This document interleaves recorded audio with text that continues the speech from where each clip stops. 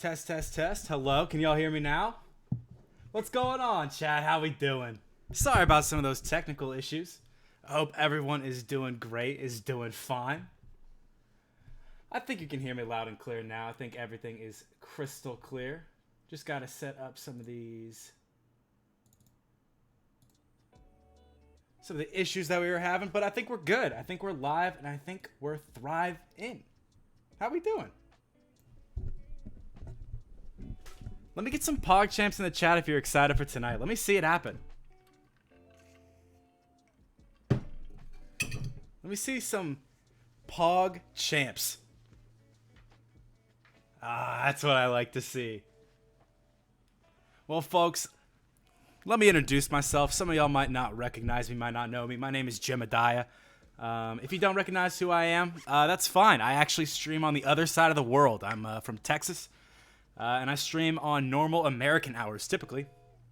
However, I've been given the wonderful privilege and opportunity to come cast this incredible event, the KrunkIT 300,000 KR 4v4 tournament. So exciting. So exciting. How we doing? God, I'd love to see all the hype. I love to see all the hype. Is it just me or the stream's quiet? It shouldn't be. I'm just about as loud as I can be, without waking up my entire apartment. Well, folks, it's going to be a good set of matches. I apologize for some of the technical issues. We're just trying to work around the charity event that's happening right now. And I think we have fairly successfully. But on that note, let's get into the actual content, the actual tournament. Some nuts teams playing today? Absolutely true. I couldn't have said it better, Wingman. In fact, you're one of those nuts teams playing. Let me do this. Perfect. So, as we can see, some of the teams we have here today. Dami is our mommy. Name pending. Ba. Goat. King making a return. Foul team. Art of the Battle. Jim. Grinners. Striker. See you in my 19th life. The Black Gang. Cat. And Krunker team. Today's going to be a good day for streaming. I'm so excited. I'm so excited. Believe it or not, chat. Believe it or not. This is actually, and my hands are in the air now.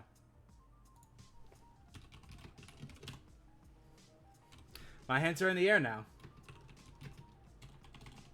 Hold on one second.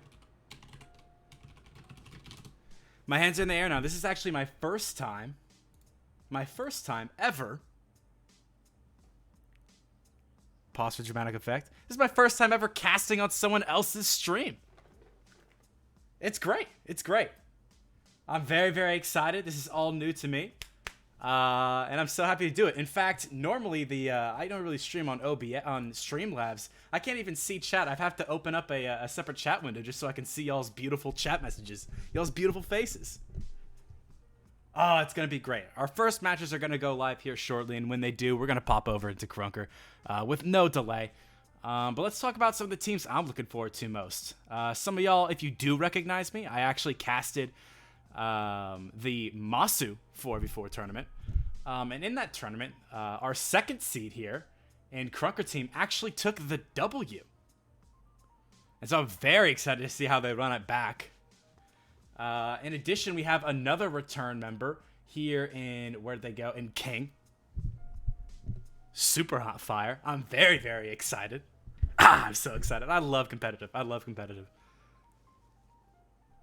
It's going to be a great night. Great night for me. Great day for y'all. It's great. You know, I love competitive Krunker so much, I'm willing to stay up till 3 in the morning to do this kind of stuff. Hey, if you're competing tonight, drop a Pog Champ in the chat. Let me see you. Let me see you represent. I want to see my competitive players screaming out in chat right now. Yes, sir. I see you, Sergio. I see you, Jimmy. Hey, what's going on, Jay? Jay, I'm a big fan of yours. You like all my tweets on Twitter, which automatically puts you up on the sort of tier list of people I like. Oh, that's what I love to see. That's what I love to see. Well, folks, I got a surprise for you. Yes, I do. Here shortly, we're about to see our first match. Our first match is going to be versus Dami is our mommy and name pending. And I don't know about you guys, but I got the link. I might have the link right here, right now. Let's see if we can't pull it up. Is Paris playing in this tourney? No, I don't think he's able. Alrighty. And here we go. Let me switch over to our scenes. Y'all can still hear me loud and clear. Perfect. Alrighty, so in case y'all don't know the map structure for this tournament here, the first round will go on Sandstorm. Well, they'll play your basic competitive Krunker rule set. Best 2 out of 3 rounds on the map. After Sandstorm, we're going to take a journey over to my personal favorite map in the game, Undergrowth, of which they'll also do their basic and competitive rule set. After that, it is up to the team with the largest point differential to choose the next map. And so you might see a little bit of a toss-up, you know? Something a little bit of left hook, a little bit of right jab, you know? A little bit of strategy unfolding. It's going to be very exciting.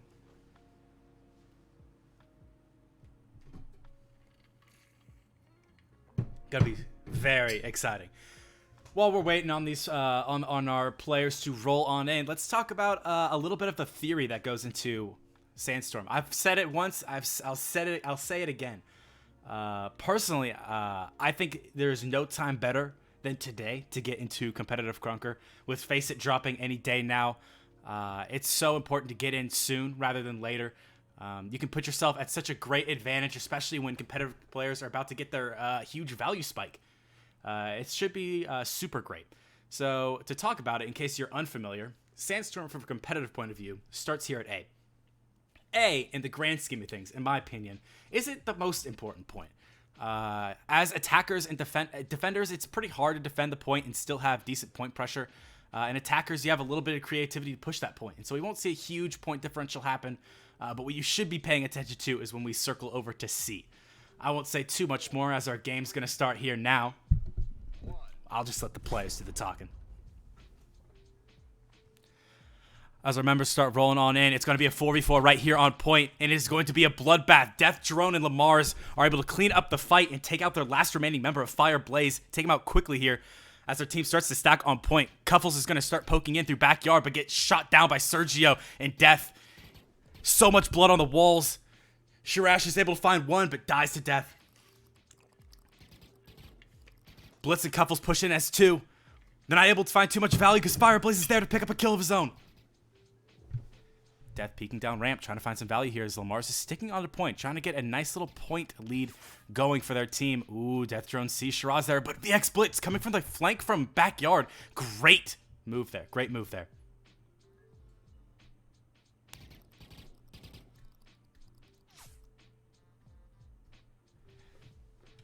And here in 3 seconds, we're about to flip over into B. Lamar's and Jimmy sitting on the point. Let's see how it goes. Sergio gets there first, but is immediately shot down by the members of Blue Team. Cuffles is there, as well as Shirash. Fireblade moves in. It's now 4 players on the point. This is a big opportunity for Team 1 right here. They get so many points of objective. B is their first real important point for Sandstorm. It's very important to get it going soon rather than later, as Cuffles picks up a double kill. A lot of value to be brought here by this SMG. Cuffles peeks in, takes out Jimmy, trying to rack up some points for their team, trying to take back this lead, but it's all for naught. Sergio comes pushing in through long, gets immediately deleted. It's a 3 push from short. Ooh, it's Shirash against the world. He picks up 2. Can he pick up 3? He does. Shirash, what are you doing? Detron pushes in through long, but he still lives. Detron finally puts the man down, but VX Bliss is there to take the kill. Sergio and Lamar's push in from short. Only finding 1 kill in the process. Lamar's finding 2, but is immediately deleted by the FAMAS main as Death Drone circles around, trying to find some value, ends up killing him, but it might have been a little bit too late. Team 1 found so much value just sitting on that point, racking it up. Blitz and Sharash push in. Lamar's, Sergio, Jimmy, they're all crunching, but Sharash takes the kills. So much damage from this FAMAS. It's massive. Ooh, VX Bliss pushing in from tunnel. Gets 1 kill, is able to trade it out, but Jimmy and Lamar's are able to sit on point. C has so much defensive utility, it's going to take a monumental effort from Team 1 to take this over. As Sergio comes in and picks up the kill, VX Bliss has to make something of this, but he can't.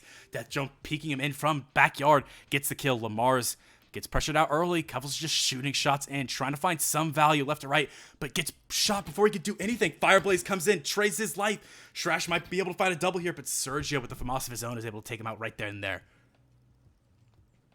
Ooh, Death Drone gets shot out in the fray. The X-Blitz gets super punished, though, is at very low HP. Really can't effectively push this point, as we see a very solid lead building up for Team 2 here as we roll into D.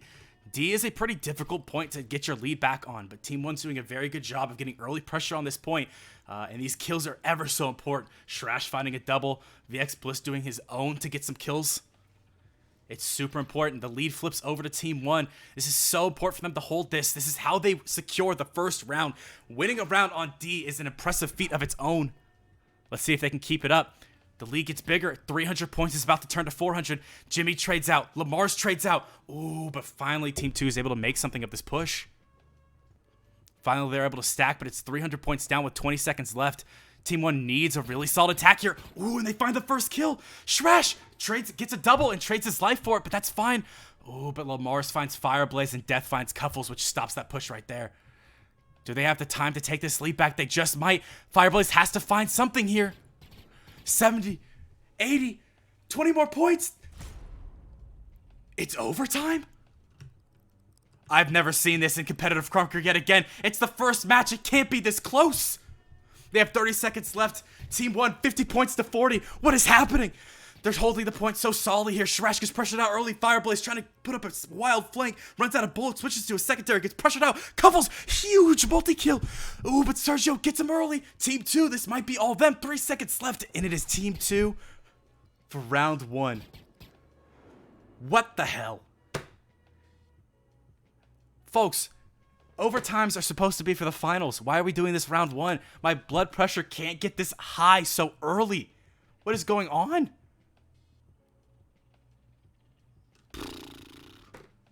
Hop calling it early.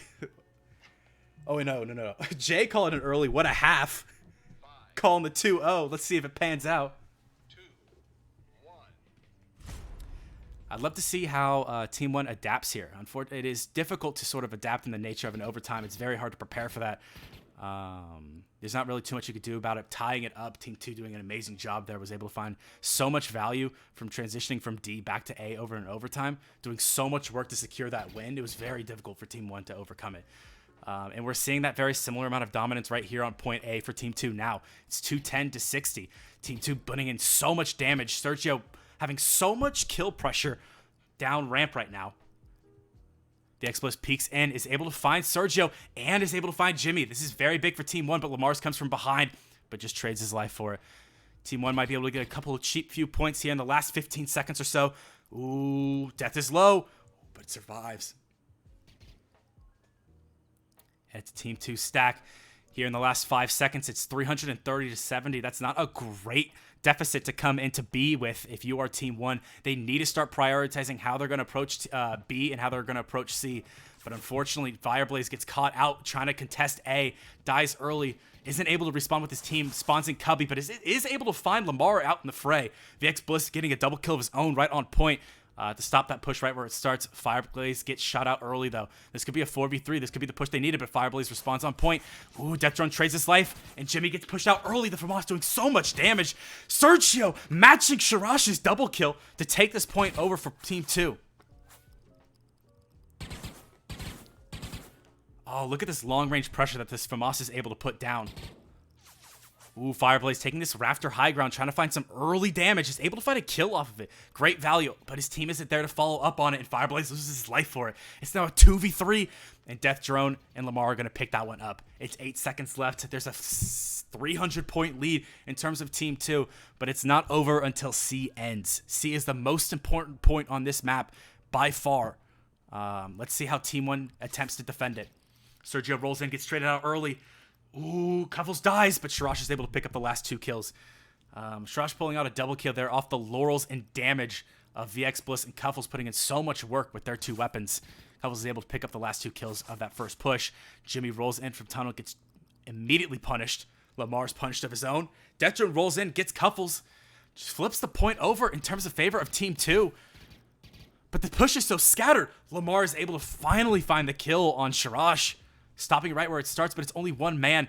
The rest of the team members of Team 2 are going to be pushing in mostly from tunnel and from backyard, trying to find some value. But Shirash can't continue this push. He can't push his 1 with so low as he is. And Lamar's a Death Runner behind him to pick up the kill. The X-Plus finally gets onto the point to try and rack up a few more points for his team, but immediately gets traded and killed. Death Drone finds a kill down main. And with 2 seconds left, we have a 100-point lead for Team 2. That lead that they had coming from B with a 300 immediately slimmed down. This is looking very, very good for Team 1. They just need to have a very, very good D defense here. You don't need to sit on point. You can get your 100 points, sit off, and rat, and find so much value in defense. But you have to find those kills, and Death Drone will not let you. Death Drone and Sergio putting out so much damage on Team 1. It's a 200-point lead for Team 2. It's going to be very hard for Team 1 to come back on. Shirash is just sitting in market, trying to find some kills. Death Drone gets pushed out early from backyard. This could be good. Ooh. Sergio trades his life, and so does Jimmy. Lamar's finds 1 kill, but dies in the process. Death comes in to pick up the scraps. VX Bliss comes to take the head off Death, but Sergio and Jimmy push together and get a kill. Cuffles finds Lamar's out in the fray, but is it going to be enough? It's a 200-point lead with 5 seconds left. That is going to be round 2, and I think Team 2 is going to take Sandstorm. GG's. GG's.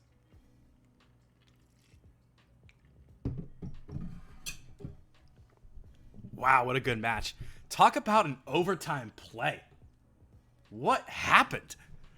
In all of my days, I have never seen an overtime in all of Krunker. And I've watched a lot of competitive. That's so nuts.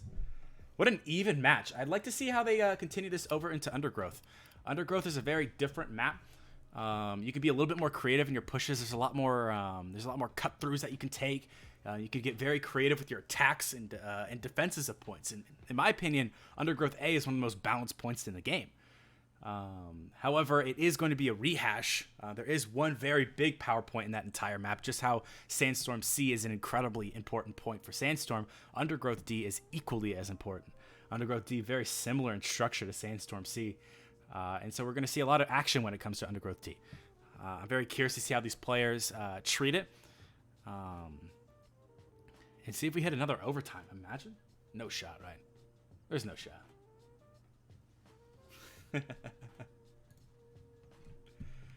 Oh, how crazy. And folks, I've been neglecting something. Why isn't the bracket updating on stream? I don't know. Now it should be. Is the bracket updating now? There it is. My bad. I just had to click on it. That's on me.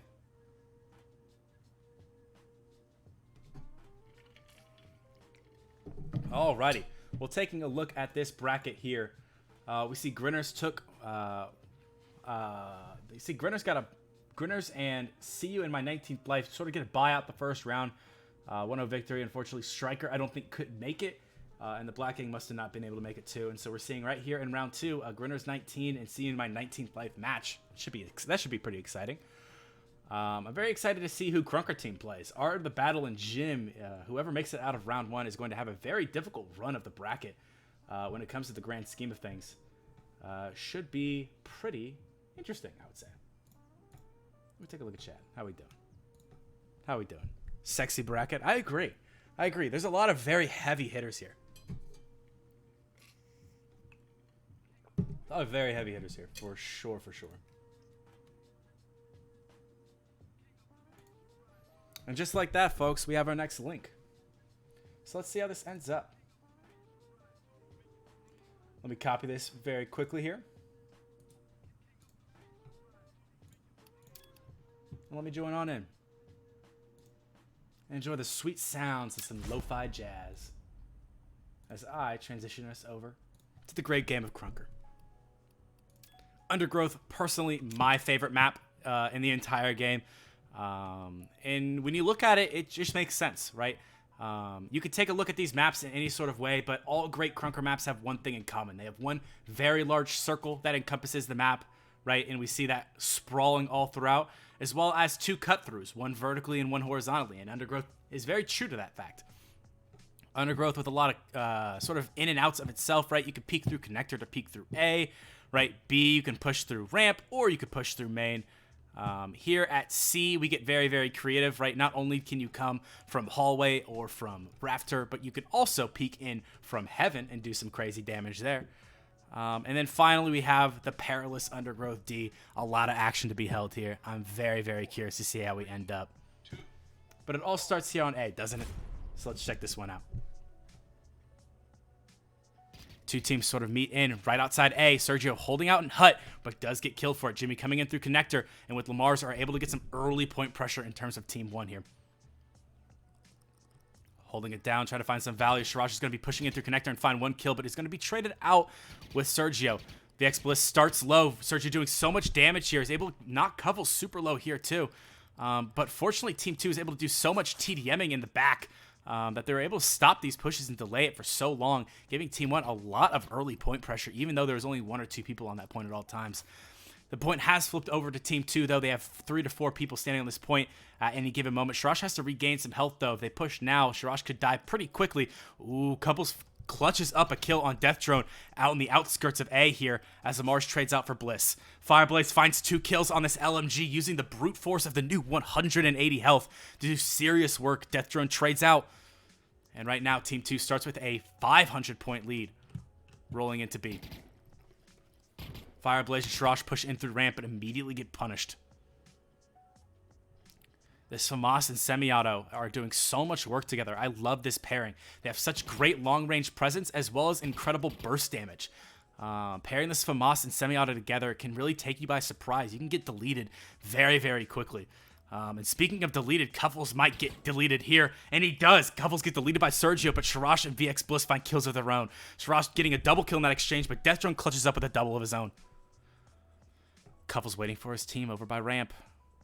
Fire Bliss.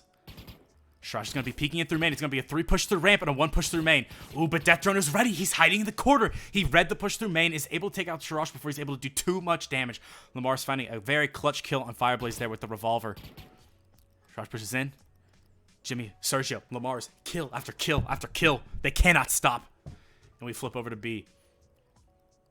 Team 1 flipping the advantage over into their favor. Team 2 had a very large lead going into B, and now are working at a deficit here. They're able to do very, very incredible work at B, and it just makes sense. B is a very, very important point. You can get a very heavy lead there. And C is going to be equally as important here. You can get creative as an attacker to make these pushes interesting. As we're seeing right here, Lamar's is coming in at Mach 13. Is able to find 1 kill. Can he find 2? Ooh, but he does knock VX Bliss and Fireblaze low, which allows Jimmy to pick up a double. And picks up a triple. Jimmy, stop! Someone get KPD on that man. That guy forgot how to miss. Fireblaze peeks in, is able to trade out his life, hopefully making this push for his team that much easier. Covels and Shirash stuck in the corner. Sergio trying to find some value, isn't able to. Covels finally lands on point, but we have 5 seconds left. Team 1, very even with Team 2. We're going to see an actual break-even point D here. Let's see how these two teams react. It's 1090 to 1070 going into D. Jimmy ratting behind tree, able to pick off so many kills. Covels is going to push in, but get Jimmy for it. Great push by Team 2. They're going to be standing on point. So much kill pressure from D and so much point pressure from D2. As you can see, it's 40 points every second and a half. Ooh, Death Drone super low. What an incredible push by A. Death Drone doing so much work with such little HP, finding a double kill in that entire exchange. And flips that point over entirely.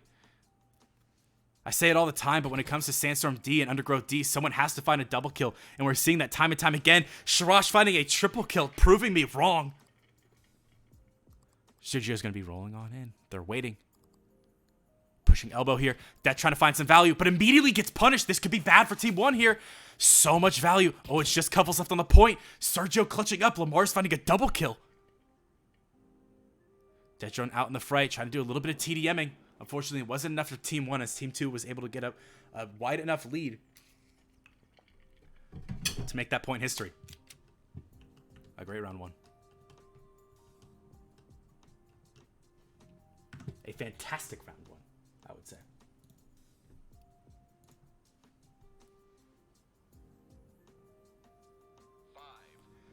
Let's see how it goes. 3, 2, 1. As the teams rolling in, Team 1 needs to hope for a miracle here. They're already down 1 map here on Undergrowth. It could spell the end for them. Jimmy and Lamar pushing through connector. They're going to be 2v2 versus Sharash and Bliss, and each one find their 1 pick of their own. Ooh, Covels peeks in, but loses the 50-50. Fireblaze trades out his life with Death Drone. Jimmy's going to be pushing in. Death, ooh, finds the kill and clutches up, netting a double kill in that entire exchange there. Bliss is able to find Sergio, but immediately gets traded out by Jimmy. Great play there. I love how this team is using the combined firepower of the FAMAS and LMG, using an LMG almost like a hammer. The rest of the team, the rest of Team 1 is weakening up Team 2, and the LMG just comes in and picks up kill after kill after kill, seemingly unstoppable with that 180 health bar. Ooh, Fireblaze takes the challenge to Sergio and wins it. 7 seconds left on the board, and Team 1 has quite a bit of a lead. Not terrible. We have a 100-point lead as we transition over here into point B.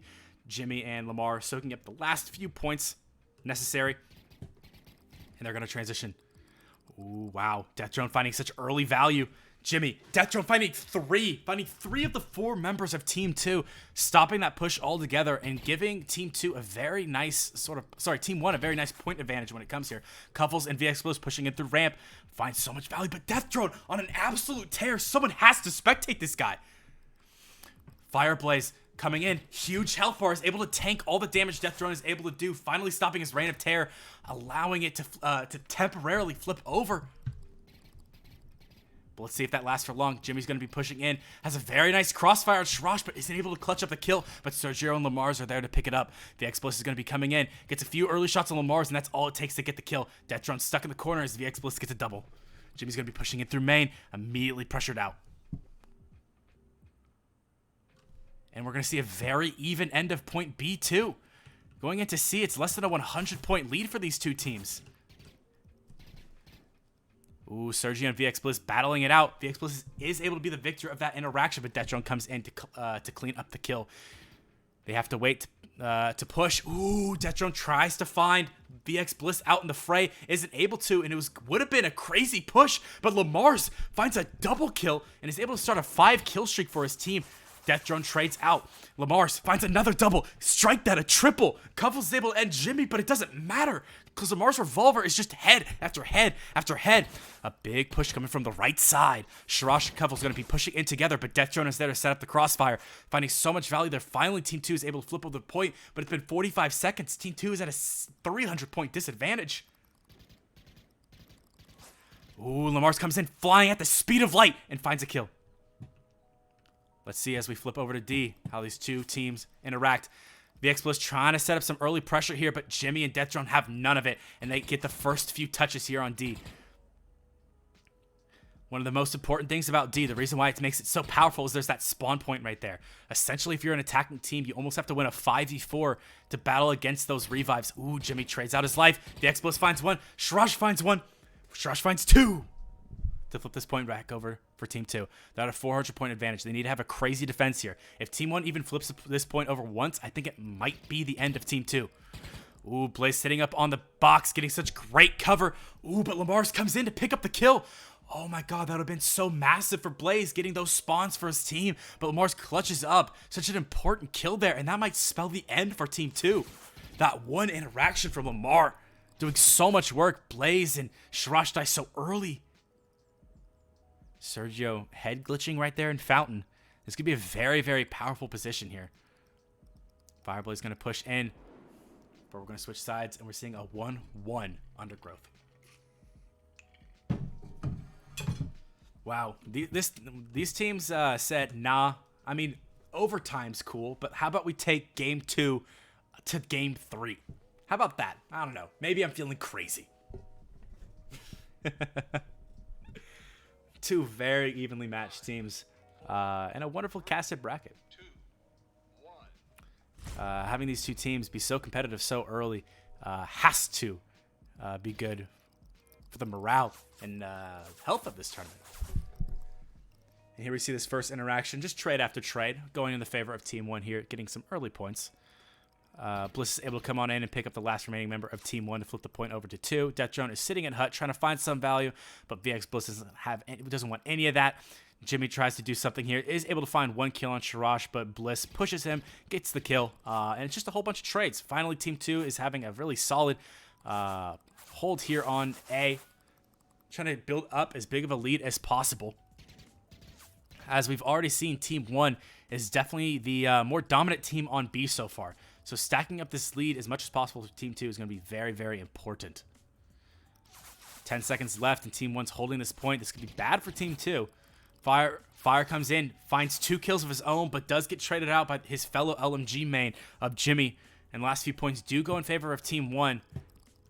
But Team 2 is already setting up shop here at B. This is very, very good for them, right? We've seen how dominant Team 1 can be on their defense of B. And so setting up here early and getting some early kill pressure is going to be huge for these teams. Jimmy comes flying in, does trade his life for 1 kill. Sergio tries to find some value, but trades his life as well. Still in the presence of Team 2 here. An early push here might net something. Team 2 was a little bit late to get to point, but it ended up working in their favor because Team 1 was stalling for a little bit, waiting for their 4th member. Sergio getting a double kill to flip that point over to his team's favor. Jimmy joining him. Fireblaze is there alone with the Lawrence to back him up. Getting a bunch of kill value. Ooh, but Sharash finding a double kill. Huge double kill there. Not getting that double kill almost ensures that Team 1 has some pretty solid control over B here. Being able to turn that over and get a few more points in the last 10 seconds here is massive for Team 2. We're looking at a probably ending up going to be a 100-point lead going into C. Really, really solid. Let's see how that transfers over. Team 2 already set up on C here. Death Drone super low, super early. But Team 2's weak. It's only 1. It's a 1v1, but Death's super low. VX Bliss tries to find it and does find the head. Great job, but it's VX Bliss alone. The lone soldier. Finally, his team comes to join him. Lamar tries to clutch up, but Sharash's FAMAS is too much for him to handle. Death Drone comes rolling in. The Rainbow AK. So much damage coming from it. Fireblaze caught unawares. The first couple shots go into Jimmy's favor, and that's all it takes for the LMG mirror match to go Jimmy's way. Team 1 finally getting some control over on point C here. Their first real control over point C this round, but it does quickly flip over to Team 2 as VX Bliss and Cuffles put in a ton of work to retake this point. Fireblaze pushing out early, trying to take Team 1 by surprise, but Sergio not having it. Death Drone finding a double kill in that entire exchange. Netting Team 1 point C. As we flip over to D, an incredible even point. This is almost a rerun. We need to see how these teams are going to deal with this. VX Bliss sitting in this corner of the point. Sergio finally being able to end the victor here. This could be huge for Team 1. Team 2's at a 200-point lead here with that early pressure on D. Team 1 needs these points. It's not over yet. Fireblaze tries to come in, but only dies. This is so bad for Team 2. The X-Bliss finds a kill, but trades his life with Death Drone. Jimmy finds a double, and that stops that push right there as Team 1 starts to take the lead. 100 points starts to grow to 200. And 200 starts to grow to a game. Ooh, Fire Blossom gets behind Bliss. Nets the kill. Ooh, but so much damage comes out from the AK and LMG and stops that push right there. Team 2 needs to hope for a miracle here. This next push needs to succeed, and they might not even be able to win off this. This might be game right here. Fireblaze finds a double kill. This could be what Team 2 needs. They have to stack on point. Ooh, Sharash gets the spawn. This is huge. Are they able to do it? 3 seconds left. Is it possible? I don't think so. I think it's GG's.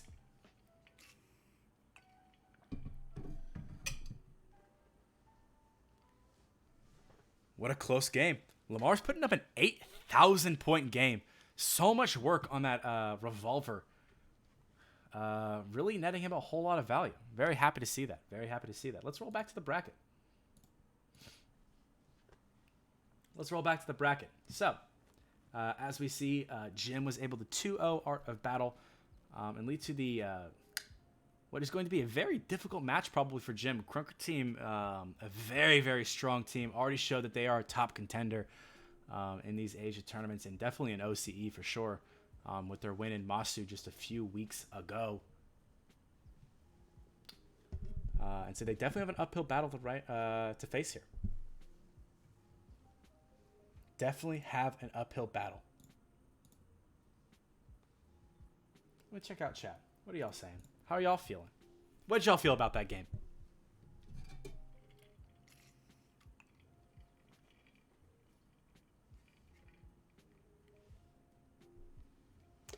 How y'all feeling? How was that game? Super, super tight so far. Actual razor-thin matches happening right now.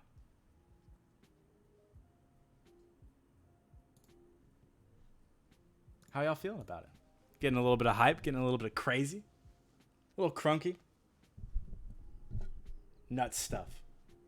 I just want to say thank you to the people who put this together. Folks, can I get some claps in chat for Zood and Destroyer MK? Can we get some claps in chat right here for all of the KrunkIT admin server?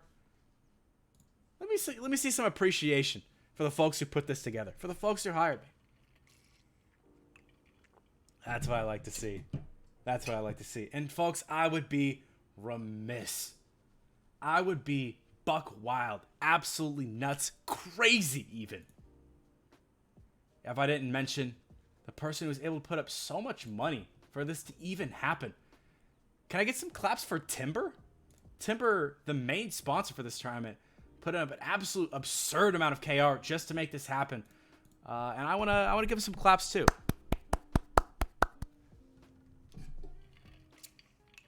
I'm here because of him. And y'all are here because of him too.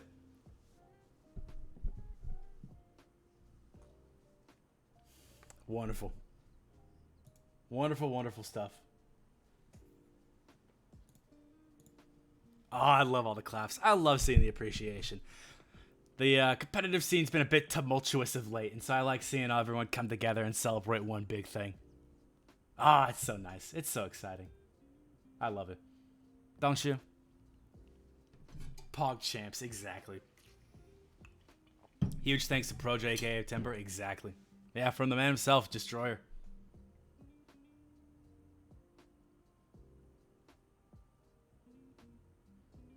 Do I get a cut for streaming it? A cut of the winnings? No, all the winnings go to the the winners.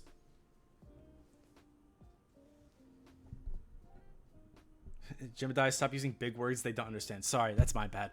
I forget that I'm dealing with Krunker players.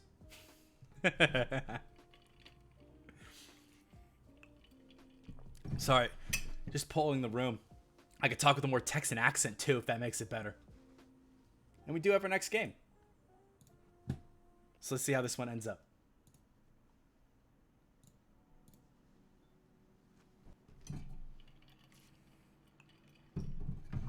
Let's see how this one ends up. Let me join on in. And folks, we're watching a completely different game. New game, new me, some would say. On Team 1, we have Swexy, Void Creature, Luminals, and Osaka. And on Team 2, we have Rush, Quaid, Jiraziah, and one man yet to be named. Psych. It's Ace. I'm going to call them Ace. Or Acqui. I'm going to call him Ace. And we're back to Sandstorm. It's going to be pretty hard to compete with the Sandstorm that we just saw from this last match. Let's see if these two teams are able to do it. Let's see the push. Void Creature and Osaka push in S2 as Luminals hangs back and tries to catch Rush. Tries to catch anyone pushing from backyard by surprise, but does get punished of his own. Jiraziah finds a double kill to flip this point over in terms of Team 2 here. Still living, finding so much value. Ends up getting 3 kills in that entire exchange before Team 1's able to put them down and retain the point for Team 2 here as the points start to stack up. Jiraziah comes rolling on in, but Void Creature sneaks up behind him to pick up this kill. Flo and Quaid are going to be pushing in through the backyard, but immediately pressured out by Luminals and Osaka. Jiraziah comes rolling on in, able to trade his life for Luminals, but it isn't enough. Quaid trying to find some value from ramp, but immediately pressured out by Osaka. Swexy picks up a kill of his own, and Luminals doesn't have it. He hasn't gotten a kill in long enough, and picks up that kill on Rush. Flo rolls in, finds a kill on Void Creature. Quaid finds a kill on Luminals. Osaka, a wallbang on Jiraziah, but Quaid trades him out. And Team 2 flips this point over for themselves, trying to thin the lead as much as possible as we rotate over to A. But as we see, Team 1 has already set up their defense, but an amazing attack by Team 2 is able to flip that right over and allow Flo to spawn right on them. Void Creature's going to be rolling on in, try to find some early value. Jiraziah notices him, but gets punished. It's going to drop early. This could be very, very bad for Team 2's defense, and it is. Point B flips over for Team 1 here as they grow their lead from 100 to 2. Flo comes rolling in, trying to find some high ground here on double boxes, but Swexy sets up a brilliant crossfire, out ratting in point, is able to take that guy, able to take Jeremiah and Rush out before they're able to get any value at all. Swexy finds a double kill on the FAMAS, stopping the push from long. A brilliant textbook defense from Team 1 here. And their lead's starting to become a little bit worrying here from Team 2. Team 2 needs to have an absolutely stellar C defense, or else round 1 might be out of the picture for them. Let's see. Flo setting up this crossfire right here, trying to peek in, trying to find someone at main. Ooh, sees Osaka, but immediately gets traded out. Quaid sitting behind the box is able to find Luminals, but Osaka takes one bullet straight to the brain with a deagle to pick off that kill. And it's right back in the hands of Team 1. Team 2 only had it for only a few precious seconds, 15 seconds to be exact, as Team 1 flips it right back over. Jeremiah comes rolling on in, throwing himself against the wall, but also throws himself against death. Osaka starting a 5-kill streak. Imagine he nukes. Void Creature comes to join them from backyard. Quaid and Jeremiah waiting it short. Ooh, is able to roll on in. Quaid finds the kill on Swexy, but gets traded out by Void. Flo finds Luminals, but gets traded out by Void again. Void doing so much work here, finding the double kill. And folks, this might be an indomitable lead to contend with. As we roll into D, D is famously hard to get to battle back from.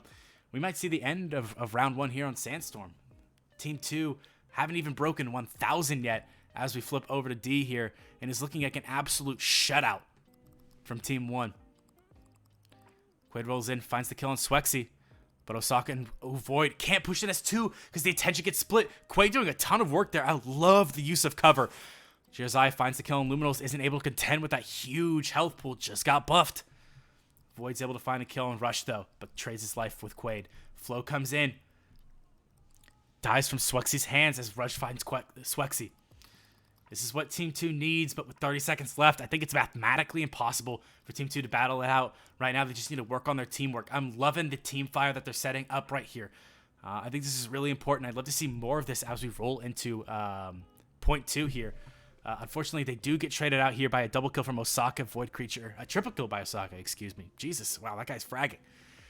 But I love the team play that they're finally implementing here from Team 2.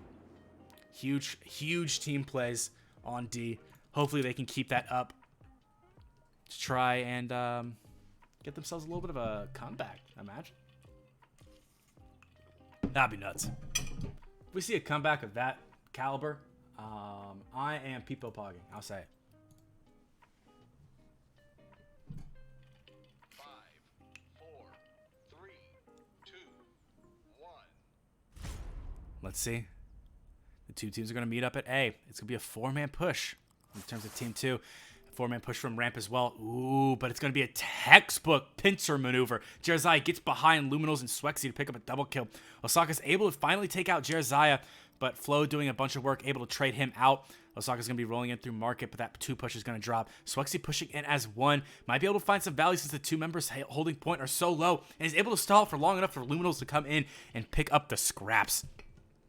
Flips over back for Team 1 here as they're able to get up a couple of points, but Quaid and Jeremiah set up a wonderful pinch. One coming in from backyard, one coming in from ramp to have some temporary point presence. However, Luminals is able to pick up that double kill and flip it over. Void picks up a double of his own. Jeremiah finds one. Flo finds one. Swexy trades out Jeremiah and Flo. Quaid finds Void Creature, and now we finally have a very even point here. No one's sitting on point. 3 seconds left. It's a dead even game here. We'll flip over to B, and both teams have completely forgotten about A. Team 1 setting up a quick defense here. Rush is able to find Osaka, who's hiding behind that box, but not before Swexy could take his head off. Quaid's going to be shooting out through long. Ooh, does get low, but is able to find the kill. Rush finding a triple kill in this entire affair, putting his entire team on his back to flip this point over to keep this game exactly even. Huge push coming in from main, from short. Every member of Team 1 so low, but no member of Team 2 is able to finish anyone off. Swexy getting a double kill with the FAMAS. So much lethality in that gun. Swexy sitting behind, has his back facing Jeremiah as Jeremiah is able to pick up that kill. Rush trades his life with Void Creature. Void Creature, the only man standing on point. Jeremiah waiting for his rest of the team to come in. Wonderful maneuver there, just stalling for time. Jeremiah is still the only man left, tries to take out his knife to make something happen, but does lose his life for it as Team 1's lead grows ever larger. Luminals comes rolling on, tries to find Rush sitting on rafters, but isn't able to. Rush is able to pick up that kill. And the lead is looking a lot more manageable here for Team 2. Only at a 300-point deficit. Definitely a game within reach. But with Flo picking up a double kill there in defense of C, that's the type of play that you need to see. You need to see that all the time. Ooh, rush finding work. Ooh, but Jerzai got stuck on the ladder, and Osaka's able to take huge amounts of pressure off his team and able to pick up that kill. Flo tries to run away in backyard, but Luminals finds him. Rush is super low. Jerzai pushes in, but it's a 2 against 1, and that 1 is super weak. Osaka rolls in. Flo trades him out, but Void staying alive for far too long. Luminals finally able to hold down this point as the point flips back over for Team 1. This is looking bad for Team 2. Team 2 needs to make something happen here. Flo comes in and finds an early pick, but Swexy already found a double kill. It's going to be a weak push rolling in, and they're just feeding. They're rolling in one after the other. They're not waiting. It's a 4v1 every single time they push in. This is so bad for Team 2. It's a 600-point lead. We're about to flip over. Void Creature setting up a sight line over to D, anticipating some early pressure. Knows Flo sitting in this corner. Trades his life for it. Let's get a better view of this. Team 2 getting some early pressure on D here. This is what they need. It's still possible to take this game, especially with the team shots that they're displaying in the last round. Flo doing monumental work here, finding a double kill. Able to still hold this point down for his team. Osaka coming in from long, using the huge range presence that the semi-auto has to his advantage, is able to find Flo, but is able to find Flo and Rush before he's traded out. That is huge for Team 1, and off the back of the semi-auto main, Team 1 is able to flip D over into their hands, and this game might be over there. The lead goes ever larger here. Quaid is trying to find some value. He's able to find 1 kill here, but it's all for naught. He's not getting any point pressure off of this, only kills. Swexy's just getting point after point for his team, but points don't matter when you have such a lead like this.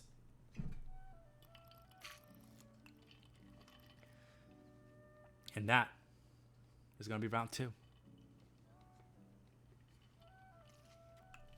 Very, very nice, dominant, I would say, showing from Rush, Flo, Quaid, and Jerzai. Massive stuff here.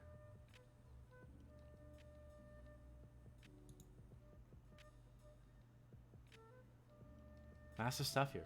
I really, really loved how, and this is something, and this is something I will say, because I'm far more familiar when it comes to an A comp, and something that might surprise you guys here on the other side of the globe is how much more prevalent FAMAS and LMG are here, whereas over in NA you don't really see those guns that often.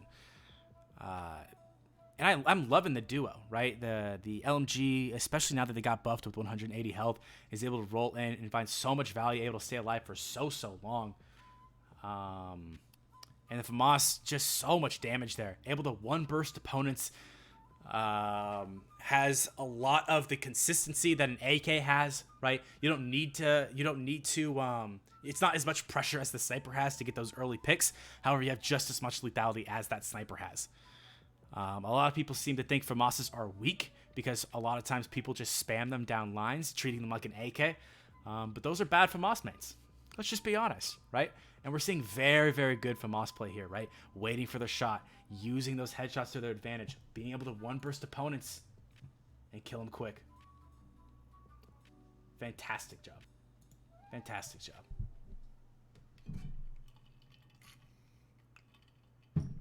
Oh, goodness me. I've never felt more awake at 3:45 in the morning, let me tell you that. Nuts shit, Chad. Nuts shit. Y'all having a good time so far? Show me how much of a good time y'all are having if y'all are enjoying yourselves. Let me see it. Love seeing the hearts.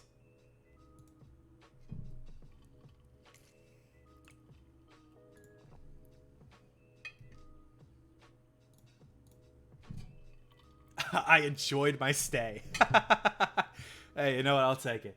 And I hope you keep enjoying it because we have our next link here.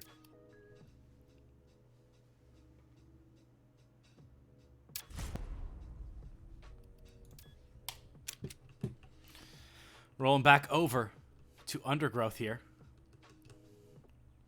In my opinion, a nearly perfect map. Let's see how they do here.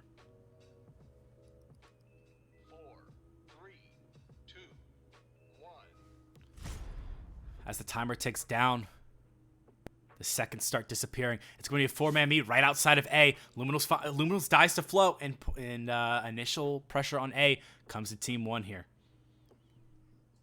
Not a whole lot to be said there, just a whole lot of trading, a whole lot of Team 1 getting low but not dying. Luminals comes in, finds the heads of Flow, and is able to quickly spray transfer over to Jeremiah before he gets pushed out by Quaid, allowing Team 2 to take a very short control over their point.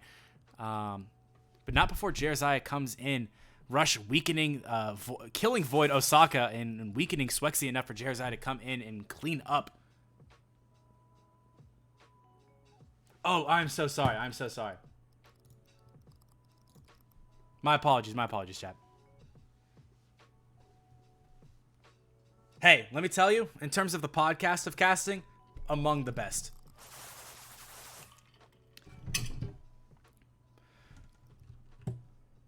As we flip over here to point B, Team 1 has a very, very solid lead here. Team 2 having initial control over B, trying to regain this lead back, but Flow getting so much damage off. Rush is able to get a double kill, a triple kill, excuse me, in that entire exchange there. A big 3-man push coming in through ramp, not letting Team 1 have the chance to breathe. Jeremiah doing so much work in the back, but is able to be shot in the back of the head by Void Creature. Team 2 gets initial control back, but their members aren't able to spawn on them. They have to run back. Ooh. Osaka gets pushed out early. Rush finding a triple kill. Flips over Team 1. There's nothing more to say. Rush single-handedly flipping this point over. So often we see Rush finding so many kills, putting the team on their back to flip the point over for his team. I'm loving how well Rush is playing in this tournament. Osaka finds a double kill. Point B's been very back and forth. Both teams are abandoning B here in attempts to TDM and find some point pressure here on C. Flow finds an early kill on Void Creature, maybe stopping this push before it starts, but Flow's 1 HP and he gets immediately eliminated. Jeremiah finds a double kill. Swexy and Luminals drop just like that. Osaka takes Rush and Void Creature takes Jeremiah, and Team 2 does have initial point pressure. As they stack here on point, Void hiding behind these boxes, using great use of cover, especially as he recovers HP. They're all going to stand on point now. Very, very smart. They need these points, especially rolling into D. You need to build up as much of a lead as possible so you take that pressure off of you. Luminals and Swexy doing a lot of work here. Swexy finding a double kill. And the lead grows. And we're looking at a very even game here now. Team 2 putting on an absolute showing here on C. Osaka finding a double kill here on the semi-auto as Luminals and Void Creature clean up the mess. Quay going to be peeking in through heaven, trying to find some early kills. That's a huge kill. Void Creature able to find a double too. That might be even worse. Especially finding a kill so early into the D push is so massive for their team. Void Creature finding a huge double to take D over. This might be massive. Holding D is so huge for Team 2 here. It could secure them a win. A huge 3-man push. Rush using that high ground to his advantage, finding a triple kill. We see this time and time again. What did I say? Rush puts the team on his back and picks off head after head after head. Quaid hiding behind tree, takes Swexy by surprise and gets a very, very cheeky kill there. It isn't enough as Team 1 gets the point in their paws. Swexy dies. Osaka, oh my god, a 4-man showing! No member of Team 2 dies here. Osaka finds Flow, Luminals finds Jeremiah, Void Creature finds Quaid, and Luminals takes a double kill. Ooh, Rush comes peeking in, finds the early frag. Osaka finds 2, Flow finds 3! What is with these multi-kills? Let your teammates have some, for goodness sake. Flow trying to build up some speed. But that was the flip they need, and we're going to see a round 3 here at Undergrowth. Excuse me, around 2, excuse me, around 2. I can't count. I was born stupid. What can I say? Not only can I not flip my scenes over, but I can't count either. 4, 3, 2, 1. All right, finally we get to see a little bit of an A showing here. Two teams are going to be meeting. Team 2 is going to elect to do the exact same push they are, but Team 1 is going to circle around. We're going to see a little bit of a push from Connector and from Round, but Void Creature stopping that where it starts and getting some very, very nice early kills there. Void just sitting in that corner, finding a lot of value here. Osaka finds a kill on Rush out in the fray. Ooh, but Team 1 just collapses on Team 2 here. and gets initial point control. Osaka dies before he can find any sort of value, but Luminals picks up the scraps and finds a double kill. Rush trades him out, but Flo's still sitting on point. His team meets up, but Swexy finds a double kill in one burst. But it isn't enough. Flo finds Swexy's head as Luminal finds a double kill. Jeremiah rolls in. Is he able to find Luminals here? He is, but Osaka trades him. Flo flips over. This point is back and forth. I can't keep up. It's like a yo-yo. Team 2 grows their lead by 200 points, but there's only 5 seconds left. It's a nice lead to have as we roll over to B here, especially as they have initial point control over B2. Flo comes in and finds a double kill. Can Luminals pick it up? Ooh, by the skin of his teeth, he's able to. Swexy holding down main, waiting for something, waiting for an early frag, and he finds it. Rush able to trade him out, but Void Creature finds a double kill and stops that push right there. Quay would be crazy to find a kill here, but he does! Finds Void so low. A huge kill here, and we're going to see Team 1 just collapse right now. Flo finds the kill on Osaka. Jeremiah finds the kill on Void and flips the point right back over. That kill out in main was so massive. Flo comes rolling in, helping out his LMG main and Jeremiah out, but they do get pressured out by Swexy and Luminals. Quay tries to find cover in the box, but can't find it fast enough as Rush finds the head. Jeremiah finds the kill on Void. As Jeremiah just spams down main, Swexy rolls in, but he's weak. Jeremiah takes huge advantage of that, and the massive burst potential that the semi-auto has is able to flip that kill over. And even though Team 1 seemed very dominant there on point B, they weren't able to net too many kills because everyone was out fighting, out TDMing, and out trying to stop pushes. No one was standing on point. But now we do see a great point presence here from Team 1. They're standing on point. Jeremiah getting a little bit of forward pressure, finding a double kill where he definitely shouldn't have found a double kill.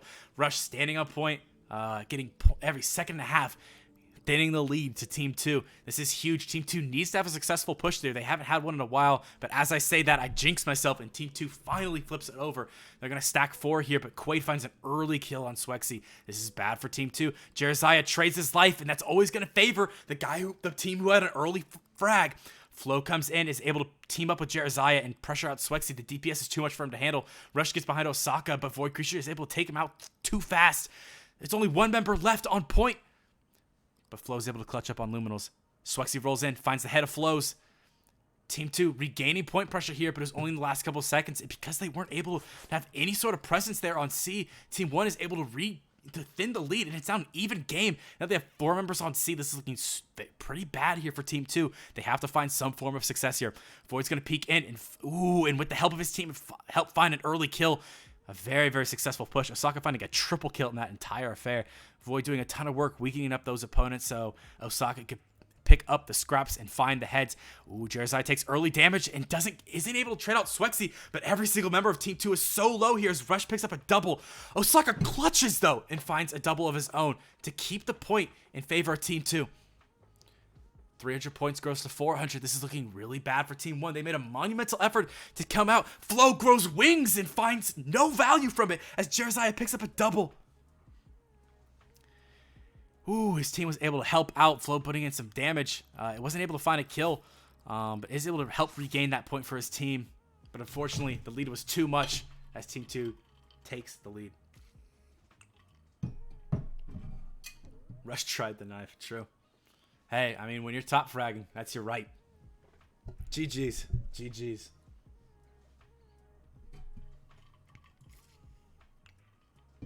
Let's flip over to the bracket, shall we? So as we can see, all our first rounds finished. We watched Name Pending win their first round, but Ba 2-0's GOAT has King 2-0's Foul Team. We see Grinners and C in the 19th Life also played their round 2, and Grinners is going to move forward to play the winner of Krunker Team and Jim, where Krunker Team has a 1-0 lead. Ba, the 1-0 lead against King. Cat, 1-0 lead against Name Pending. Good stuff. I'm losing my voice. Y'all are making this too tight for me.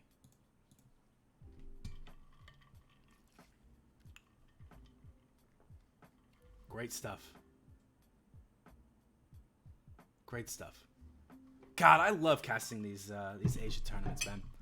You guys do it great. You guys always make it so close. I get to see a bunch of players that I never would have been able to see before. And I get the pleasure of casting it too. It's a wonderful privilege. Thank you guys for having me on here. And thank you for watching. I think competitive Krunker is one of the most exciting things to watch I think it's one of the most exciting things to do in this game as well. And I'm so happy to be able to be here and watch it all. And this time I promise I won't forget to switch scenes. Look at that. Personal growth.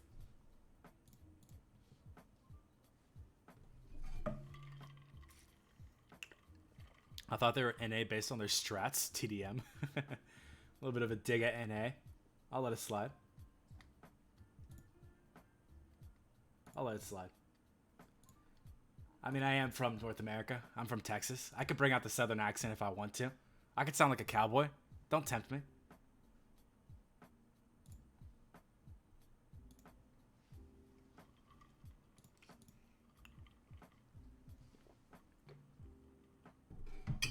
Yeah, the cowboy emoji. Let's go.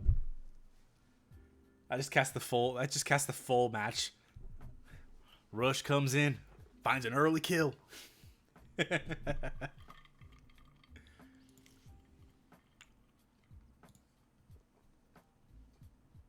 Oh, fun stuff.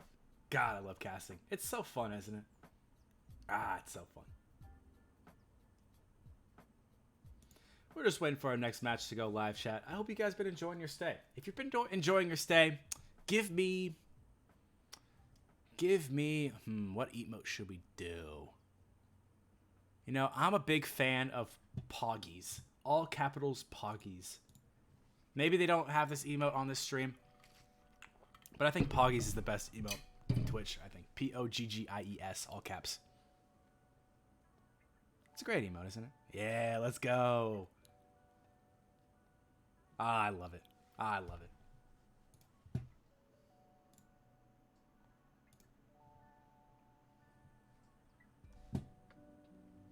Wonderful stuff. As we see, our bracket develops here. Krunker team able to take the 2-0 win over Jim. And you're going to face Grinners in round 3 here.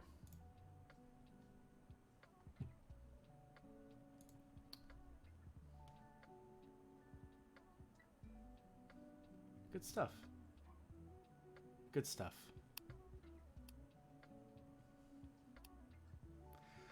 Chat, I will be right back. As we wait for our next match, I'm going to use the bathroom very quickly. But I will let you guys enjoy these sweet tunes. I will be back shortly.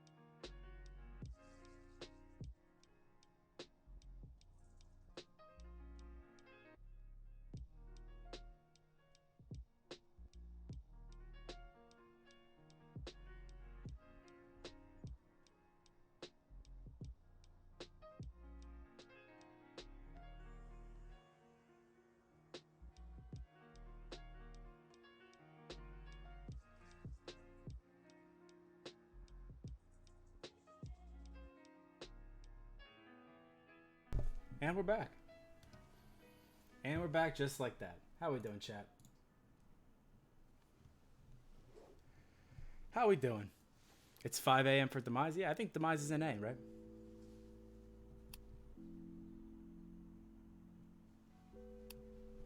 It's good stuff. It's good stuff indeed.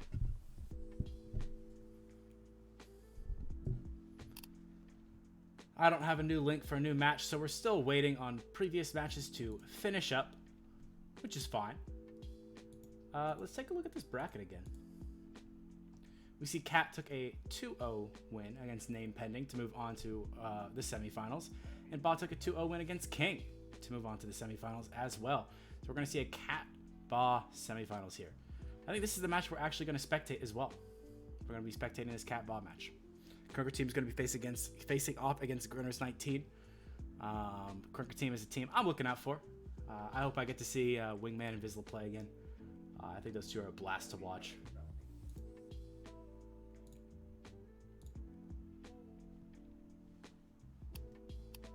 It should be very exciting. Let me turn the music down a tad. Easy clap.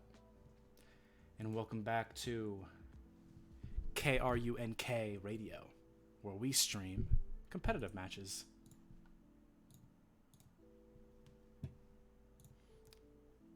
And just like that, we move on to our next match.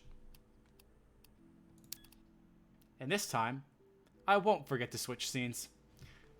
That's right, I'm the greatest caster who's ever lived.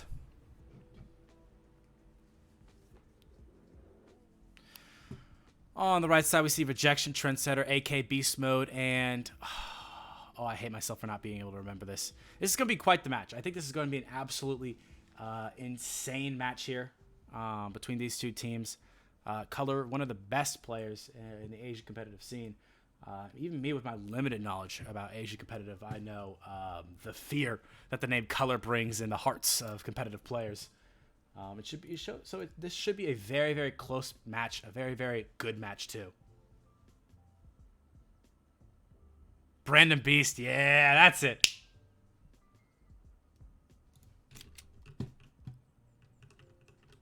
Very, very fun. Very, very fun. Nate Jacobs Pog, so true. While we're waiting for these players to arrive, let's finish the thought I started at the very beginning of the stream, right? If you're new to Krunker and you're new to competitive, this is very important to look at, right? And so if you're ever competing on Sandstorm, one of the most prevalent competitive maps when it comes to competitive Krunker, it's super important for you to always make sure you're planning for walls, you're planning for C, right? It's the most important point when it comes to Sandstorm. You have to always be aware of it, right? So the reason why it's so deadly is not only as an attacker do you push in, do you have to essentially go for a 50-50, whether you peek left or right, because there could be attackers in either corner. And oftentimes there's attackers in both corners, and so you're just going to lose that 50-50 every single time. But additionally, you can stand, if you're a defender, you can stand here and get objective points. You can stand here and get objective points. You can stand here and get objective points. You can stand up here and get objective points. All these great places to defend. You have high ground. You have corners. You have great cover behind this box, right? Not only do you get great kill pressure from these spots, but you also get great objective pressure as well. And then to boot, what tips this map over the edge is the fact that there's a spawn point right here in this corner, which makes it even harder. If you lose an attack, you pretty much gain there's no slowing down of the score at all. But as the 5 seconds tick down, we are going to start this match. We have Rejection, AK Beast, Trendsetter, Bapple versus Nate, Niz, Irrational, and Color. Let's see. Rational peeks up, but it's going to be an early take here for Team 2. Nate's going to sneak around for backyard and try to find some value here.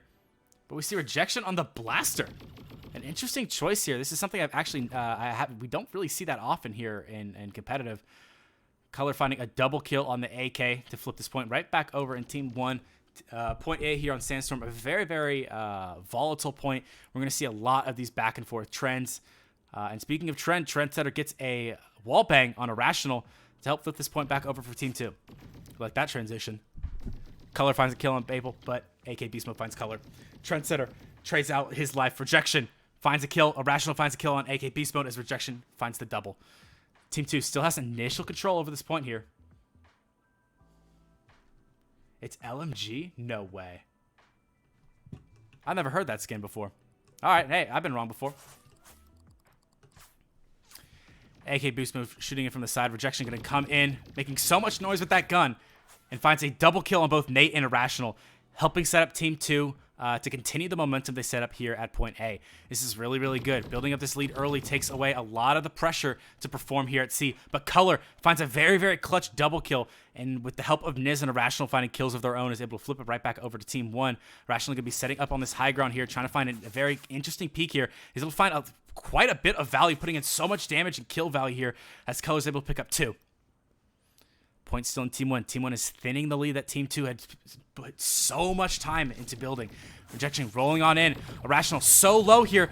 Ooh, Color and Rejection face off, neck and neck, literally barrel to barrel, as Color ends up on top.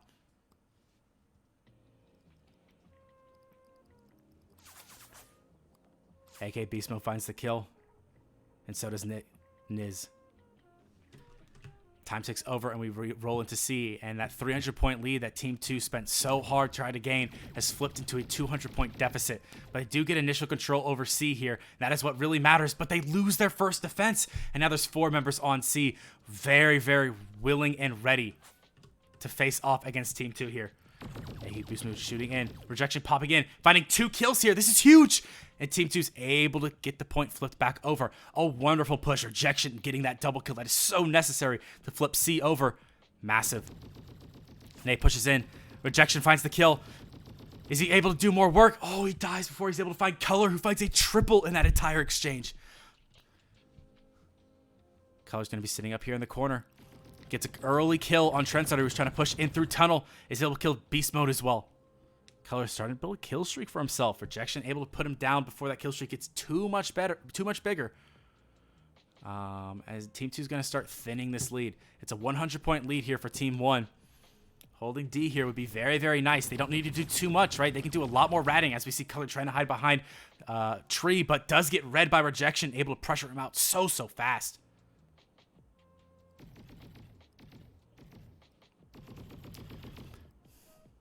Babel and Rejection setting up a huge crossfire down market, able to find so much value there. Rejection dying in the process, but they are stopping these pushes before they start. Team 2 regaining this lead here, back to a 100-point lead. Irrational trying to get some point pressure here, allowing his team to come back, but Rejection comes rolling in. There's 2 weak members, but dies before he can pick up the double kill. AK and Babel and Trendsetter all pushing in through market, but Rejection isn't there to follow up. The members are weak, but Irrational puts 2 quick bullets at the head of Rejection to stop that push right there.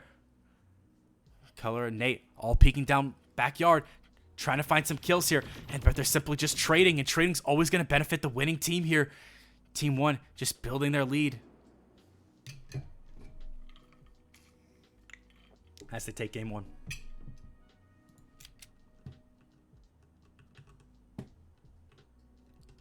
Very, very interesting game. That was super tight. I think that Team 2 had a really, really nice lead after B. Yeah, I think a 300-point lead after B, but we see the importance of C, right? That 300-point lead means nothing when Team 1's able to dominate C the way that they did and continue to maintain the lead that they had. It was very, very good, and let's see how they continue it. We're going to see some initial quick trading here. AK Beast Mode and Irrational, the only ones left here in the fray. Irrational picking up the final kill in that encounter, and Irrational picking up a triple kill for himself to start the match off. Trendsetter pushing in through market, but immediately gets killed by Nate Jake, not even given time to react. A push from ramp. Ooh, finds 2! Rejection fighting out in backyard. Is able to find Irrational, but Color picks off Rejection. Ooh, Niz knows where the AK main is. Trendsetter finds the kill on Niz, but gets traded out by Nate, who finds a triple kill for himself, swapping between weapons, doing a why. Ooh, Nate's super low, but immediately trades his life for Irrational. Rejection, only man standing. That large HP can't do anything for you when there's a revolver around the corner ready to headshot you twice.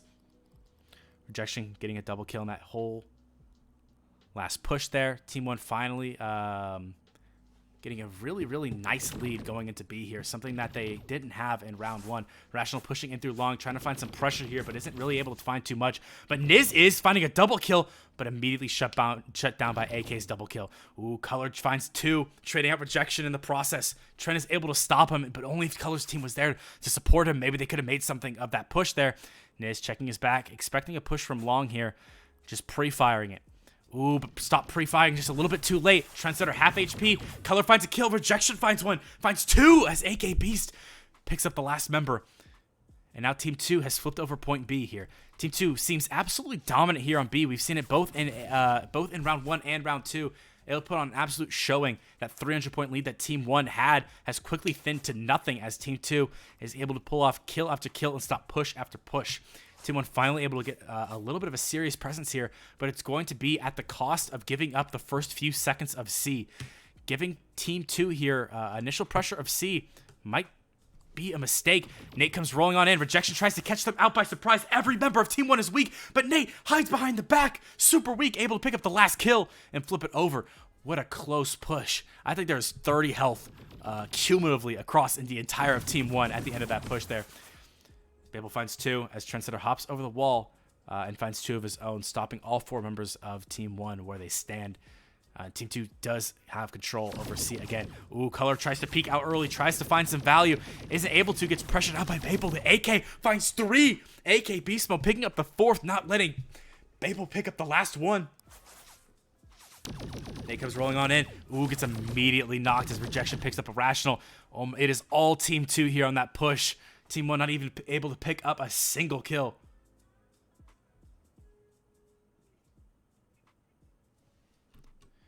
And just like that, we see just how dominant C can be. That incredible even game that we saw has now turned into a 300-point lead for Team 2 as we roll into D. We're going to see a huge, tremendous push from Market. And this is the only man left standing. Ooh, Rejection tries to put the schmoves on, but isn't able to get it done. Niz clutches out a kill against AK. Color's going to sit in tunnel, trying to find some value here. Maybe going to push out, try to TDM a little bit. It might, or maybe just join up with his team. AK comes flying in, tries to take Nate by surprise, but Nate is having none of it. Rejection finds Color. Rejection finds a Rational. Ooh, but finally Nate's able to put him down, but not before Trendsetter can put 2 bullets in the head of Nate. Finds a double kill of his own. Color finds Trendsetter, trading him out. Right now it's trade after trade after trade. A very tumultuous D here. But with Team 2 building up the lead that they have, it's looking over here. 10 seconds left. 400-point lead. I think it's mathematically impossible. GG's. Good round.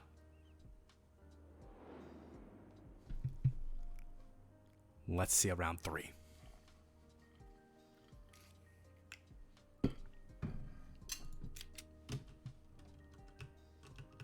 Really, really good stuff.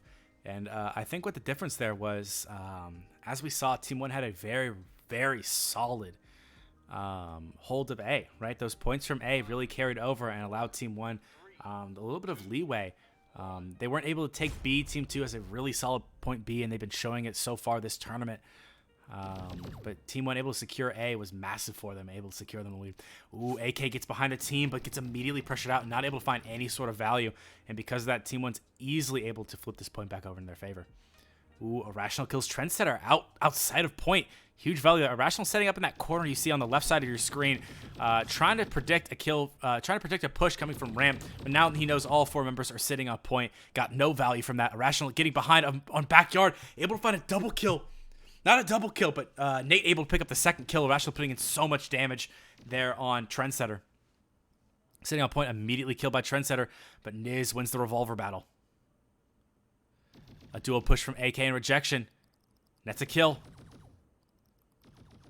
Team 2 able to get now finally able to get some control over point A here. Color comes in, finds a kill. Is he able to find 2? No, gets immediately punished for it. Pushes in as 1. Maybe gets 10 points for his team, but hopefully gets the respawn as well. He is able to. Nate grows wings and finds a double kill out in the fray. Doing huge work for his team. Is able to help flip this point over, but there's still a member of Team 2 on there. They didn't push fast enough. AK and Babel were able to get back fast enough to pick up the kills. Niz able to finally do some damage here. Finds a triple kill. A monumental effort. A quad feed. What's happening? Put him down. Finally, AK putting down the monster that's Niz. Irrational finds a triple, finds quads. What's happening? Why are there 2 quads? Color finds a kill on rejection. Nid finds one on trend. AK finds a double kill. Babel picks up the rest. The game is incredibly even. It's 480 to 480. We haven't seen these 2 teams be this close yet. Rejection holding the line. Needs to regain some health though. And he's able to do it since there's 5 seconds left. Color trying to get some quick damage off. Maybe delay the push. I'd rather see Color sit on point here and get some early point pressure, but hopefully Color can find some value outside of point. Does find the kill on rejection, which does spell the death of that push there. A risky maneuver by Color, but it does pay off. Nate able to pick off the rest of that push from Team 2. And Team 1 starts to get a little bit of a lead for themselves.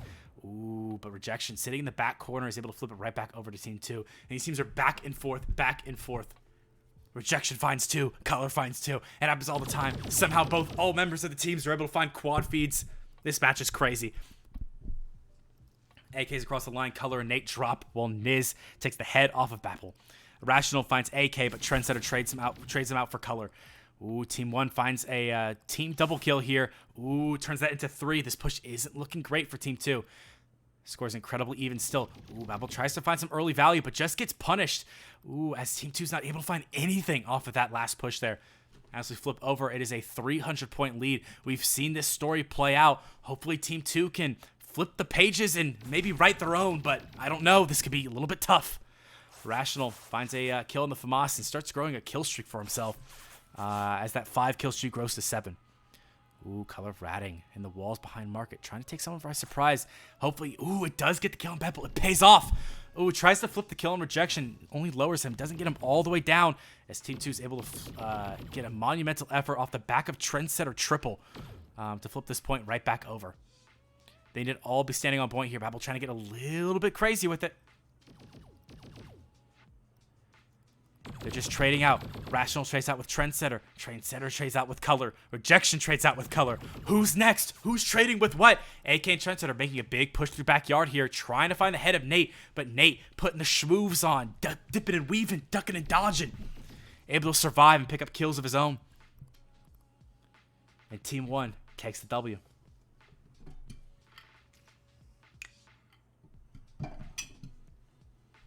Wow. What a crazy game. What a crazy game. Obviously, super, super tight. All players of both teams playing out of their minds. Rational putting up an 8,000-point game. And Niz doing rejection, doing huge objective pressure for his team. And that's why score doesn't mean everything and kills don't mean everything, right? This is the number that matters the most. This is the number that wins. Let's take a look at our bracket.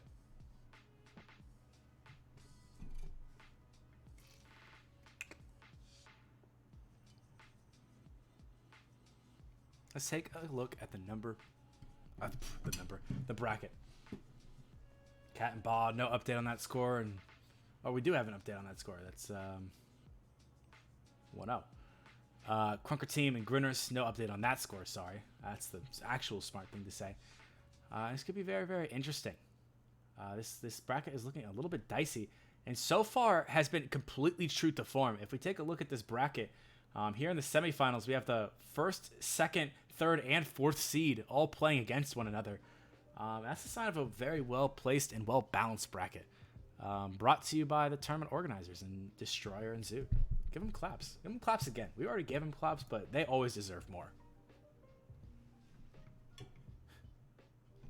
BX7 says, put me in, I'll play. All right, 8v1. Let's see it. I'll cast it.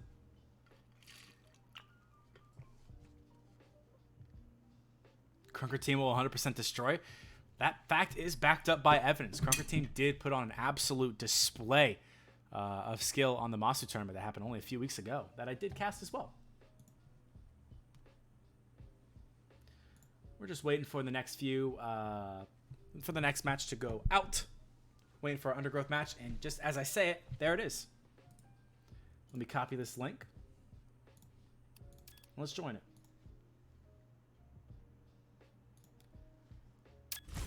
We're going to flip over here to Krunker. And we're going to see how these two teams play it out here in Undergrowth.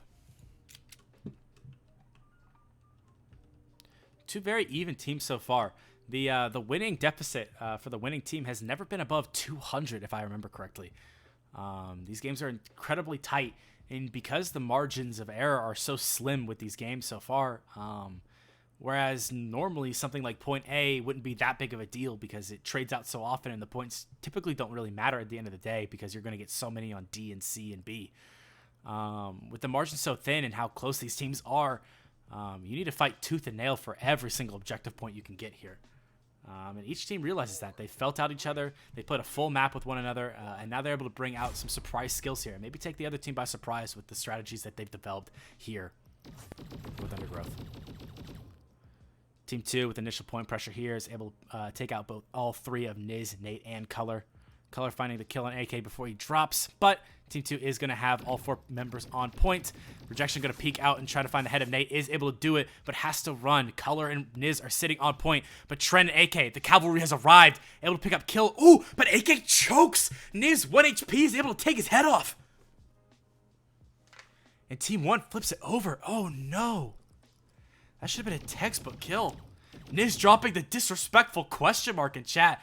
Rejection not letting that go by without a fight. Finds a double kill of his own, but does drop to Irrational here. AK finds double. Team 2 trying to put this push down right here, right now. And getting 100-point lead turns into a 200-point lead as we transition over to B. Color trades out with Trendsetter, but as we transition over to B, I don't know how good of an idea that was. Ooh, Trendsetter finds Niz early. This could be very, very good for Team 2 here, especially when Trendsetter hits a triple. What's going on? Niz finds a double. Niz finds a triple. He finds the triple faster than I had cast it. Irrational finally picking up the last scraps of Team 2 here, as Team 1 gets much needed point pressure here on B. Trying to gain this lead back as Nate and Niz are sitting on it. Color out TDMing, trying to find some value outside of point, but it gets immediately deleted from the game. What happened to Color? Hashtag where's Color? AK finds the kill on Nate. Rational finds the kill.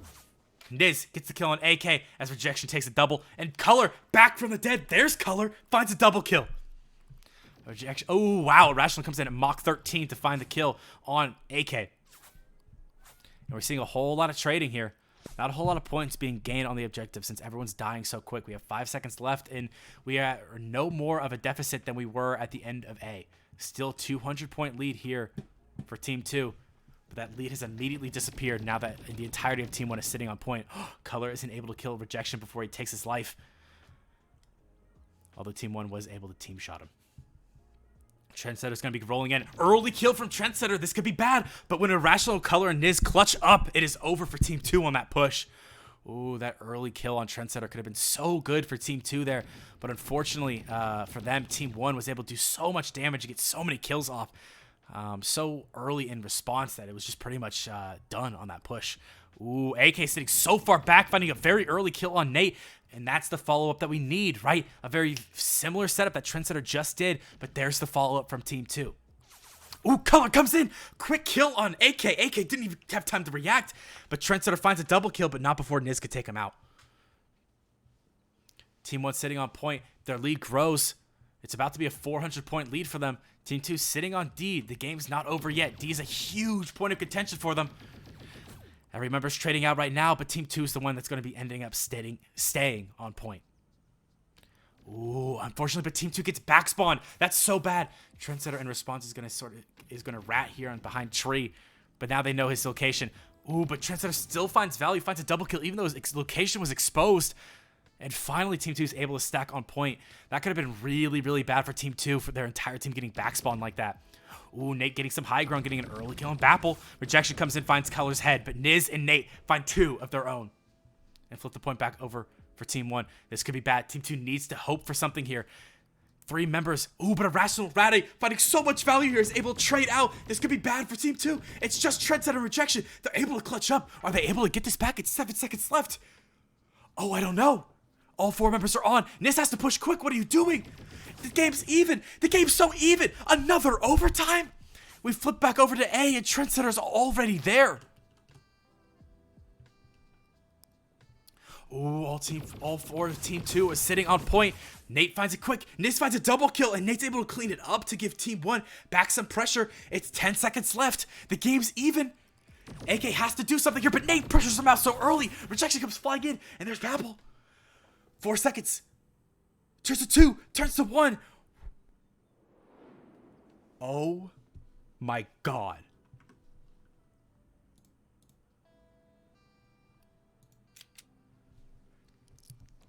Not 1, but 2 overtimes? What? I'm through with it. I can't cast Asia tournaments. I'm gonna have a heart attack. I'm retiring from Asia tournaments. Y'all are giving me. Y'all are putting me through too much. That's so nuts. Here in the start of round 2, we see both pushes meeting out in the outskirts of A here, going in the favor of Team 1. Oh, I need to get my heart rate back down. Oh no, he's gonna have a heart attack. Is right. Color finds an early kill, and Niz is able to find the double to help pick up the rest. As Team 1 is starting to grow a pretty sizable lead here. Team 2 needs to have a flip here. Trendsetter is going to be rolling in. Lowers Color all the way down to 1 HP. He's able to pick it up. Trendsetter fighting 3. What happened, Team 1? Did you turn off your monitors? Ooh, Irrational picks up a quick kill right there. Color finding a double kill. Team 1 finally getting an initial control over. Trendsetter doing so much work here for Team 2. We have 10 seconds left on the point. A 300-point lead for Team 1. Finally, Team 2 is able to have a really nice stay here. Trendsetter clutching it up yet again with 4 kills. What's happening? We flip over to B. And we're going to see a very nice, clean push from Team 1 to have initial point pressure over B. Ooh, tries to pressure out Color and Hut, but dies for it. But Babel does trade out Color. Niz finds a double kill. The revolvers in this game, huge chain kills going on right now. Ooh, Color dies early. Rejection finding a double kill in that entire exchange. Team 2 now has point control yet again. This is big. They need to hold B. Going into C at a deficit doesn't exactly set them up for a success. And as I say that, Team 1 has just flipped the point over. AK comes rolling in and takes the head off of Irrational. Where did it go? Someone find it. Trendsetter sitting on point again. So much lethality. Ooh, finds some nice damage on Niz. Tries to kill him, but gets punished for it. AK clutching up, finds a triple. AK, what are you doing?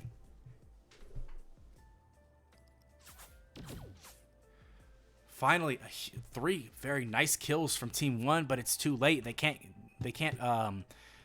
react off of those kills. They can't get any sort of value off of it because the timer had already ticked down. They're already standing on C. They're already making a nice display here, but as I say that, AK Beast and Rejection come rolling in at the speed of sound. Niz clutching up with a double kill to stop that push and save the point for his team, but he's the lone soldier on point right now. His team is just now getting to him, but they're dropping like flies. Irrational sitting up in heaven is able to take the head off of Babel, putting in so much work right there. What a great peek. Rejection going to be flying in super low, trying to find some value, but isn't able to get anything as Color takes him out. And the lead grows for Team 1. It's a 600-point lead. This is so bad for Team 2. Team 2 has to get point pressure here. They have to win this push, and they have to control D. Ooh, and they didn't even get the push. Irrational sitting in the back of the point, able to do so much kill work. This is what you're able to afford. Whenever you have such a fat lead like this, you don't need to sit on point. You can just sit and rat and get kills. Having kill pressure is so massive. Ooh, AK Beast had to have seen Irrational sit in that corner, but doesn't call it out. Irrational not able to find too much value. He's able to drop Trendsetter super low, but it isn't enough. Team 2 is able to flip this point over. They have to have an absolute monumental defense here. No one can die. As I say that, Niz takes the head off, but Team 2 clutches up. Really, really good. They're going to push Niz early. Ooh, that's a really, really great late kill. Niz is going to struggle getting back with the team. Most likely, Team 1 is going to have to either wait or push his 3, and both of those are bad options. Ooh, Rejection finds a kill. Oh my god, Team 2 is making a comeback? What is happening? Rejection finds a double. Trendsetter finds 1, and AK. They're not dying. The lead is thinning. Rejection staying alive. Oh, finally, Nate is able to take him down. This is Team 1 had to have this to clutch up, and that's probably the end of this round. Oh my goodness. Oh, that was almost the craziest comeback I've ever seen. That was almost the craziest comeback I've ever seen. My heart couldn't take it. My little heart couldn't take it. They nearly threw. I wouldn't say they nearly threw. I think they almost clutched. That's not a throw when you're that big of an uphill battle. 5, 4, 3, 2, 1. Alrighty. Game 3 of Undergrowth. This could decide it. This could decide who moves on. 3-man push from the outskirts of A. Immediately take out Niz. Niz, just a lone soldier on point, immediately deleted from the game. And rejection, finding his classy double kill. And Team 2 has initial A control. Very, very nice to see from Team 2. In the last game, Team 1 had initial A control. We saw how that worked out for them. So let's see what Team 2 can do for it. Apparently not much, as Niz and Nate come rolling in and take the point from them. Color just sitting in hut, trying to find some value. And he does. He's able to find the kill on rejection, I believe. No, rejection is there. He's able to find the kill on guest. Niz comes in, trades his life for a kill, but it's still only Team 2 in there. Rejection, trying to shoot someone in connector, is not able to find too much value as Nate comes in, as Color comes in and kills rejection. Nate sitting in the corner, trying to find something, but AK immediately takes his head off, not giving him a second to breathe. Finally, Team 1 was able to get some initial point pressure when it comes to A to keep this game a little bit competitive, but Team 2 has a 100-point lead going into B. And they're sitting on point. This is really, really good. Ooh, Irrational with a very nice kill early. This could be bad. Rational turning 1 kill into 2, turning 2 kills into 3, and turning 3 kills into a point. AK just shooting it through main, trying to set up a point. Oh, but their push from ramp gets immediately deleted from the game. That stops their push right there. AK and rejection try to come in and make something of it, but their push goes for nothing. Trendsetter finds 1, but immediately gets shot out from the game. Rejection comes rolling it through main, but because he was low, is a very easy challenge for Irrational. A 3-man push from ramp. Color's in there alone. Lowers Batpool and AK so low. Irrational sitting in the corner. Trend with the craziest flick I've ever seen. Color sitting down ramp, trying to find the head of rejection. He is able to do it.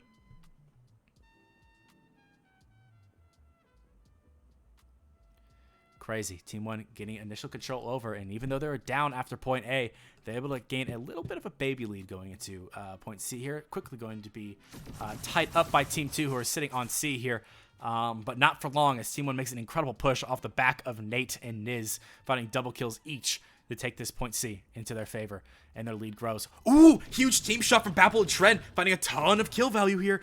Niz is able to take off rejection before he dies, but it's not enough. Rejection is just going to spawn in at round, but Nate finds him early. It's a 4v3. Color comes in. They could just simply trade and find value. That's not what Color wants. He wants a double. Wow.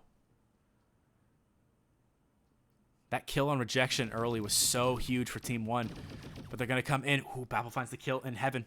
Niz is going to find a double, stopping this push right where it starts. Even though that push was so pretty from Team 2. Niz, his headshots are prettier. 8 seconds left. It's a 300-point lead for Team 1 here. Team 2 already sort of focusing around D, as we're seeing. We're going to follow Color around. What's he going to do? He's going to die, but does trade his life for Babel. Nate finds a double. Niz finds 1. AK finds 1, but not before they can finish him off. And Team 1 does get control over D. This is really bad for Team 2. This is a lead that could very easily get out of hand. Color's out in the fray and finds so much value in the back that even though he finds 1 pick, he lowers a bunch of people down to 1 HP. Able to pretty much for free pick up the kills here. Color gets backspawn, but that's what he wants. He wants the TDM. He gets rejection super low, and for an LMG who takes so long to regen, that's so bad, allowing Niz to pick up a triple kill. And this might be over. We have 20 seconds left, and it's a 700-point lead, excuse me. AK Beast Mode flying in, but Irrational takes it out of the game with 1 click of the button. Finally, Team 2 is able to flip this over, but with 10 seconds left, I'd say this is GG's.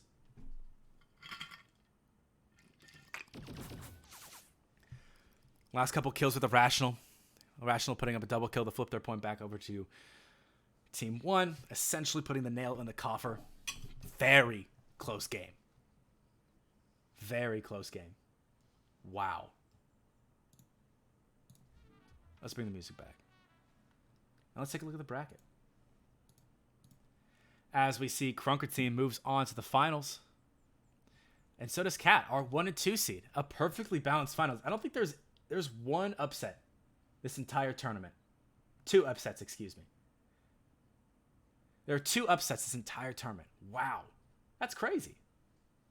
Very long line of dominance by these 2 teams here. Crazy stuff.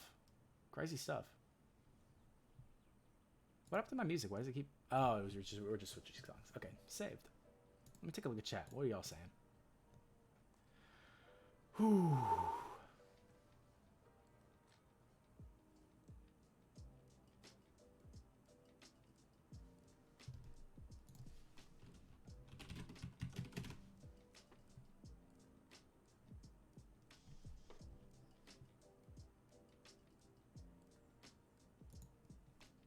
And here, chat, just because we're an educational stream, we're going to join the VC of Krunker team here.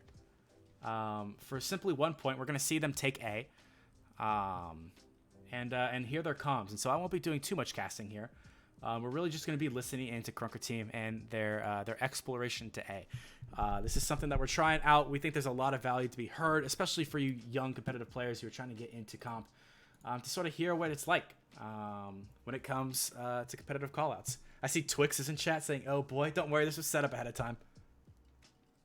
So I won't be doing too much casting when it comes to Sandstorm A. I'll be coming back when it comes to Sandstorm B. But till then, I will let Krunker team take it away once I get this link.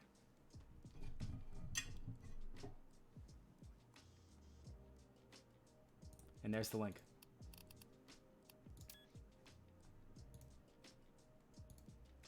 Yo, yo, yo. God, dude, if the caster joins the call and we have to like hear him talking. Hey, just join. Hey, what's going on? Okay, so I feel like you guys might have been. Good timing. I feel like you guys might have been shit talking me there for a little bit. No. I was just worried you were gonna come in and we're like midway through playing, and then all of a sudden I'm hearing in the background. No, I'm not gonna be casting. I'm not gonna be casting. you I'll should take do this one that. away. Oh, wait, you're not casting? No, just I'd for like just to. for point A, I'm gonna let y'all's comms take it away, and then I'll leave the Oh, call and beautiful. cast for point B. All right, sweet. Alright. If I casted while I'm in the VC with you, you Yeah, hear it's the an other team's advantage to us. positions. Okay, I see. Yeah, that's a little bit of an you issue, could I would mute say. up and stuff. I mean, it's up to you. It's all Yeah, good. very true, very true. All right, let's run it, boys. I've already sent link out. Are we? I sent it in this game. Okay.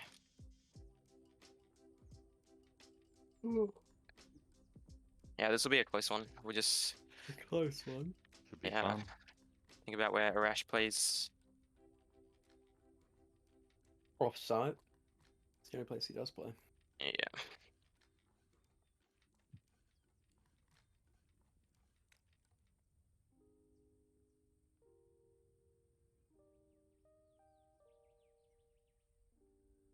Is there a stream delay? Yes, Okay, how long, roughly? 10. 10 seconds? Yes, sir. Okay, sweet. Alright. So we're all gonna Probably, push too long. alright, and well, go alright. down. Yeah, Yeah. so Yeah, this is your Long this push is for your this chance to one. play mind games. This is your chance to play That's what mind we're games. alright guys, I'm gonna play with my monitor off. Unplug your keyboard. Yeah. Let's run it. Looks like Jake's in.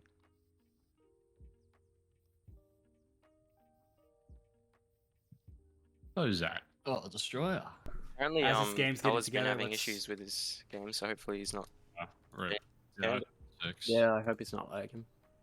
As we enter these What the games, hell? let me change scenes. There we go. Yeah, we actually streamed these guys last night, and we some really close games with them. So Yeah, yeah, it's gonna be interesting. I'm very aware of all 8 players here, and I'm very excited for this. I'm very excited for this. We've watched Isn't they good game? Cat's Path all the way up, and so it should be pretty exciting. Fuck yeah. This is going to be a 6 out of 12 player OCE final. All right. Yeah, Color and Niz get good ping. Apparently, color was on 100 ping or something. I don't know if that's true or not. Probably not true. It's just coping. Some copium. Yeah, he was out. He was TDMing. You think he had 100 ping? Yeah, I might have to look out for him just teleporting, tracing around corners and shit. That's no good. What's going on? Jake and Niz are in the game. Rest of them are nowhere to be seen. They're all playing on Jake's computer. I see. Some They're Krunker split traveling screen. to the internet cafe right now. Exactly. Is there I is wouldn't there mind Krunker playing internet at Fortress. cafes? You get like 40 ping to Yeah, it's- Singapore servers. It's nuts. Is there The actually rating's Krunker insane. internet cafes? Yeah. Early this year, I went down to Melbourne and met up with Laz, and Sydney was planning to set up like a proper Krunker LAN tournament at this really big Wow. LAN cafe. Yeah, so we got to play a bit there, and it was really fun. That's super Not cool. even a LAN cafe, bro. It's like so Yeah, it's like a- futuristic. It's a That's fucking so esports sick. like. Yeah, it's like a full Um, esports arena. It's nuts. Yeah, Interesting. Search up Fortress Melbourne if you want to have a look. yeah, it's good. Yeah. But like, we got cancelled because COVID and lockdowns and shit. Yeah. Like Oh, that. that's brutal. LAN tournaments Next are the year, dream, boys. Yeah, definitely. Yeah, Would next love year, to play on hopefully. LAN. though. Like imagine like the best teams of each of the regions just meeting up in one LAN and duking it out for the best team in Krunker. Dude, Yeah. Nuts. Krunker Major. Yeah. Invitation. me Paris, bro. Not anymore. Alright, my bad. That's all is Too Paris soon, not anyway. too soon. We never got a height, did we? Alrighty, looks like they're jumping in. alright. There it is. Alright, 10 Mute up, seconds. Mr. I'm muting up. Good luck, Yeah, y'all. let's do it, boys. Okay, where's team 2? So we get back spawns. Let's run Yeah. it. So yeah. We'll go all, run Excited. all through Z. No, run all through Z. Oh, wait, we're first Mm. spawn. What the fuck? No, Oh, ramp, ramp. yeah, Yeah. ramp, Yeah. ramp. Hard Send ramp. it, send it. Yeah. Go for it. Nothing. Nothing. They went back, no, they went back. no, I'm no, holding no, no. back, holding back, close Yeah, back. that's all back, all back, all back. I'm Oh, coming. dead. One back This is in. ramp. Unlucky. Can I win this? No, I can't. Full reset. No, alright. Yeah, I got full reset. doubles. I got Hold spawn, on, I got ramp. spawn. Right, Jake waiting for you line, guys. got two. Color Z. 1 Red HP pillar? dead. Go, go, go. Hit it. Red or Ash? On site. Niz. Half. Niz dead. Nice. Looking Jake's for still Jake. elbow. Jake's still elbow. Holding Go elbow. spawn, go Yeah. spawn. Alright, points, guys. Points, Go back points, spawn, go points. back spawn. So I'm calm. holding back. Right now. One back left. Hold on. in. Look Color. ramp. Look Should be ramp. all ramp. Should be all ramp. Oh, On right, it. yep. Jake's Two one. more. Full reset, guys. Do regular strats. I want you to go back if you're late. And I'm ramp. Hit it now. Rush Nick dead, center rush ramp. dead. Nice. Jake dead. Color You should be top ramp. huge. I got Nice. double spawns. Just leak Dead on on. Niz. Yeah, We we need 10 have point priority deficit. We're Go on, good. go on. Yeah, we got side. Soak up. Full soak. On, One back right. One back right. Yeah. I back covered. You guys just watch ramp. Back left. Arash Back is 1 left. HP. Dead. Back left. One. Nice. Arash, Look send ramp. me Ramp. Niz. Back One dead HP to ramp. me. 1 HP. Nice. 1 HP back. Dead, all dead. Got spawns. Nice. Well done. Alright, 2 seconds. all elbow for the Up ramp. rotate. Up All ramp. the way. He's leaking. I need a regen, so play it slow, guys. One spawned alley, I think. Slow. And we're back. Ah, I love hearing comps. They're so exciting. Alrighty, so as we saw there, it was a very, very even point one. And so as we transition, let me make sure I got everything all set up and punctured. Yes, we are. Perfect. We see Krunker team setting up here on B, getting initial point pressure here. Very, very coordinated comms. Wingman taking a lot of the sort of IGL role right there. Wingman setting up a flank here. Trying to, predicts that Irrational is going to push. Finds the kill out in the fray. A little bit of lag here. Let's see how it ends up. Color finds a kill. Wingman finds one out too. Last finds a double, but does get traded out by Niz. Wing finds a double to keep the point in Team 2's favor. Krunker team getting a little bit ahead here. This is bad for Cat. Color comes rolling in, but Wingman pressures him out with Vizsla's help. Vizsla's low, and here in the last few seconds, Krunker team with a 600-point lead. That might be one of the biggest leads I've ever seen coming out of B. Are setting themselves up very, very nicely here. But when Hop dies early, that's very, very bad. Okay, and Wingman dies. They're most certainly calling for a full reset here. They cannot push this 2 here. Vizsla peeks out with Hop, queuing up with Wingman. Wingman gets low super early here. Wingman's so one. Someone has to find Wingman. Niz is able to do it, but Hop is right there behind him to pick up the kill and allow his entire team to spawn on him. The lead thinned, but now the lead's starting to grow again. Color flying around the map is able to pick off some quick couple early kills. Niz finishing them off, but Vizsla finding a triple kill, saving the point for the team. Absolutely nuts. Vizsla just pure lethality out of the FAMAS.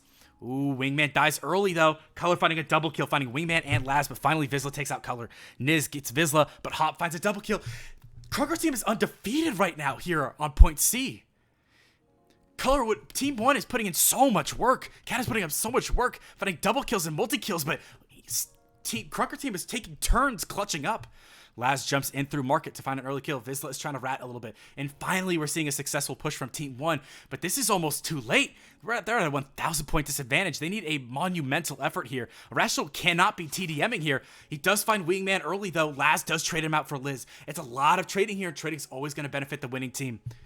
And then they got point again. If they got 30 seconds left at an 800 point disadvantage, this round might as well be over. Wingman's coming from behind, and Vizsla and Wingman pinch Color off. Nate's able to pick up the double kill, but it is too little, too late, as we have 15 seconds left with an 800 point deficit. I'm sure Cat is thinking about their strategies rolling into the next round. as Krunker team put on a fucking display. They have clear comms. They have an idea. They know what they want to do. Vizsla hiding on that market. Showing off a little bit of the movement. A little bit of the sh-movement. Crazy. Nuts even. Just making sure I'm not missing any DMs. And then we'll hop right back in. What's Vizsla doing, yo? He's hitting that jig. 5, 4, 3, 2, 1. Alrighty. Let's see the rerun. Krunker team, to consider them dominant would be putting it lightly. They're going to make a 4-man push here. Hop and Wingman finding kills of their own, but they're immediately going to be matched by Niz and Irrational. Vizsla trades out with Irrational and is able to pick up a double kill to secure point A for Team 2, at least initially. But Color and Jake come in to try and save something. But Wingman clutches up and finds a double kill. Last finding a kill of his own, but Niz finds 2 heads. Ooh, able to put Wingman down to flip this point back over. But Vizsla and Laz are going to be pushing in through backyard. They're going to find a ton of value off of this, but Vizsla's going to get shot down. The combined fire of Irrational and Jake is too much for him to handle. Ooh, Wingman comes down, knows that it's just Jake on the point, and now it's just going to be Color. But Color's going to be pushing into 3 members here. And then now only 2 members, but the 2 members you absolutely don't want to be pushing into are Wingman and Vizsla. Niz finds a triple kill? What? 3 heads, collecting them, putting them on a necklace, racking them up. Starting to build this lead for Team 1. This is what Team 1 needs. They need to get aggressive early because we've seen just how dominant Team 2 can be on C. We flip over to B. Let's check out how this goes. Oh my god. Vizsla. So much damage. A triple kill. Put him down. What's happening? Niz finds 2. But is it too late? Ooh, they're super weak coming into this push. Color and Irrational might be able to do something off the weak members of Team B, especially since they got back pawn. Hop so far back. Niz able to take a hop out way back over in main. Really, really great job. Niz absolutely securing that push there, being able to get that double kill and secure a 4v2 push for his team to take the point. Hugely massive there, especially off the back of a Vizsla 3K. And we're seeing Team 1 start to build a lead, playing much better, much tighter here. They especially need to grow this lead as much as possible going into C here. We've seen just how deadly KrunkIT team can be at C. Wingman, seemingly unhittable, finds a double kill. Is just waiting it out. Just fighting time. Oh, Vizsla comes in. Color's so weak. He's finally, oh, with Niz's help, was finally able to find Wingman. Wingman staying alive for so long. Finding so much value there. KrunkIT team jumps out. Last sprouting wings is able to find some value there. Ooh, but Team 1, so many kills come off. Color able to find a kill and start a kill streak. And able to flip this point over to Team 1. But his entire team got back spawned. Oh, it's only a 1 push. That's a huge W for KrunkIT team here, especially as they take out Color. Oh no, Team 1 didn't get the spawns that they needed, and they got punished for it. Team 2 now has control of point, and they're all alive. Laz comes in, TMing a little bit, gets some very early damage, but drops early, trades him out for Color. Niz finds a kill, Irrational finds a kill, but Vizsla finds a double, securing the point for his team. KrunkIT team thinning this lead, and now we're looking at an even game with 15 seconds left. Color has to find some value here. Ooh, Color does. Color's able to find Hop, but gets traded by Wingman. Niz finds Wingman, but Vizsla finds Irrational. Ooh, a lot of trades happen, but Vizsla, the last man standing, finding a double kill in that entire fight right there, is able to secure point C and maintain a 200-point lead for KrunkIT team. By no means is this game over. Ooh, a big push from Long here. We don't see this very often, but Vizsla's finding a double kill. That is something we do see often. Flipping this point right back over. This is huge for Team 2. Having a 2, 3, 400-point lead going into D in the last 30 seconds would be massive and almost game securing for them. Ooh, but Wingman does get pressured out from market with the combined fire of Niz and Jake. Ooh, Hop standing in market. Got a couple early shots off on Irrational, but that was just an information run as Niz is able to come up and punish Hop for just sitting there. Wingman's able to get the kill on Niz, and Vizsla's able to get the kill on Irrational, flip the point right back over and maintain their 100-point lead. The game's getting close. It's 15 seconds left. Team 1, Cat can do something with this, and Irrational is trying. He's getting this double kill, but Vizsla's sitting on point. So much damage being going off. Ooh, Hop dies early, but the damage is done. Niz is so low, setting up Laz for a double kill here. Ooh, and KrunkIT team takes Sandstorm.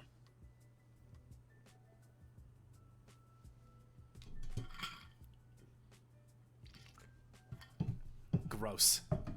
You're not allowed to have a 2.0 in this high level of a tournament. You're not allowed to have a 2-0 in this type of tournament. Yuck. Gross. Disgusting. Absolutely crazy. And we look at the objective pressure. Not only did Vizsla top score and top kill, but he also top objective. Vizsla did absolutely spectacular there. So often did the point come down to Vizsla having to win a 1v2 and clutching up.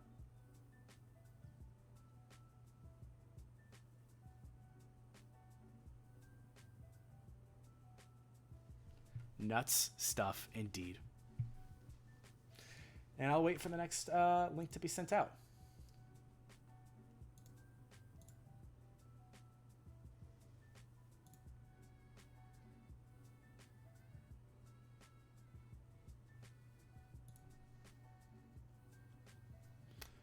We'll wait for the next link to be set out.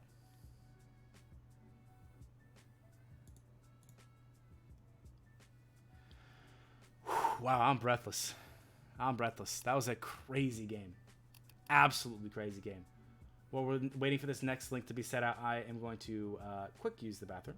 I shall be right back. But in the meantime, I'll take you here. BRB.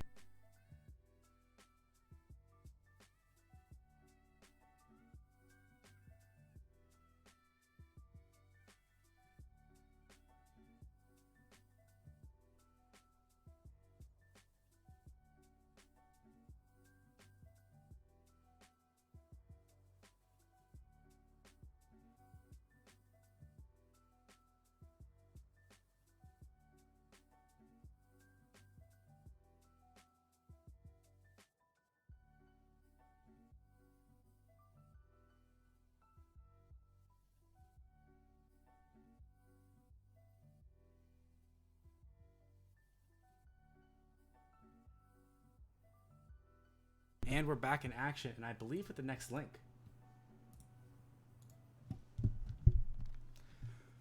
Now, I will say, I have a little bit of insider information. From what I have seen from Krunker team in the past, when I casted the Masu tournament, Krunker team's least consistent map was Sandstorm. In fact, in the Masu tournament, they're able to do a whole lot of work there. The game's already started. It's 60 to 130. 30 seconds left in the point. Krunker team already setting up a very, very strong defense here. Cat's trying to make something happen. Niz and... Oh, Jake finding a double kill there. And with Niz and Color's help, is able to find a ton of value off of this. A lot of fights going back and forth. There's a lot of trading here. Wingman finding a triple kill. Vizsla picking up the fourth. So much value from this LMG here. Wingman, seemingly unhittable, just bouncing around with this huge health pool, is able to be far tankier than he deserves to be. Krunker team with a 100-point lead here going into B of Undergrowth. Ooh, but Vizsla takes him out from rage. Vizsla finding a double kill before the point even starts, but Niz matches him. Oh my god, wow, that could have been huge for Team 2, but Niz coming in clutch for his team. Ooh, Irrational's out TDMing, is trying to find Wingman. Ooh, and he is able to. Trades his life for it. Ooh, but Color and Irrational TDMing stops this push before it even happens. Unfortunately, it's just Nate on the point, only racking up 10 points every second and a half. But that's just enough. Laz gets super low, and they're 1v1 against him. Ooh, but lowers Irrational down to half, which allows Hop and Wingman able to pick up the kills. Niz trades out Wingman, but Hop and Vizsla are able to take out the double push of Niz and Color. Nate finally gets Laz, but the damage has already been done.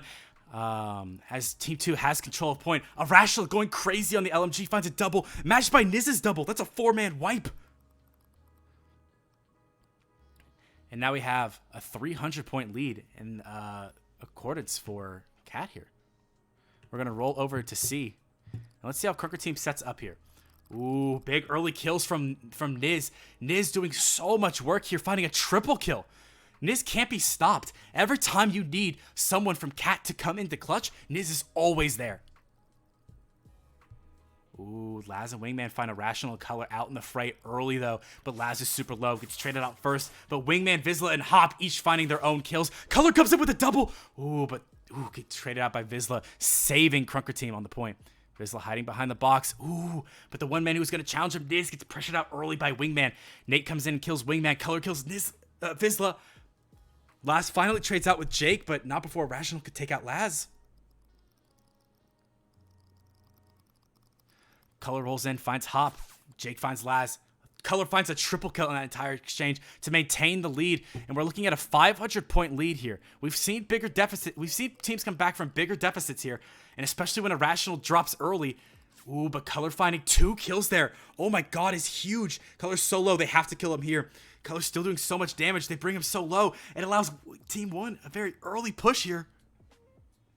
Vizsla finds a double kill, but it's not enough because his team was so weak. Irrational was able to come in and pick up the scraps and pick up Vizsla. Krunker team needs the point here to sort of stay competitive in this first round. Laz finds a double kill, saving his team the point, and only Vizsla gets back spawned. Vizsla finds a kill out in the fray. It's going to be a 3v3 pushing at the point. Laz finally full HP again. They know they're pushing from the right side. Irrational peeks out. Jake drops early. Irrational gets a trade, but it might not be enough. Color rolls in, but Color drops. Niz gets a kill on Hop. It's a 1v1, and Laz wins it. 200 points left in 2 seconds. Are they able to do it? Irrational rolls in, trying to just do as much damage as possible, taking the Wrecking Ball approach, and it works. Jake finds 2, Irrational finds 2, and that is game 1 of Undergrowth.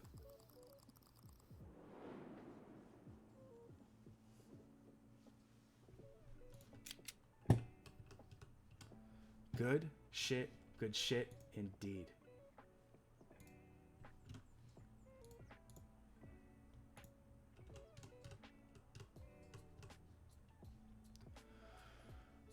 Color getting unwashed mid-tourney? Exactly. Color's showing up. But I think, honestly, so far, Niz has been a standout member of that team so far. Niz always coming in clutch when his team needs him. Initial convergence onto the point. Laz finds a double kill, and Wingman finds the third. Color is making it a little bit competitive, finding a double kill of his own and staying alive, but Team 2 is able to finally make it back to point, start grabbing up some kills. Color turns that double into a triple.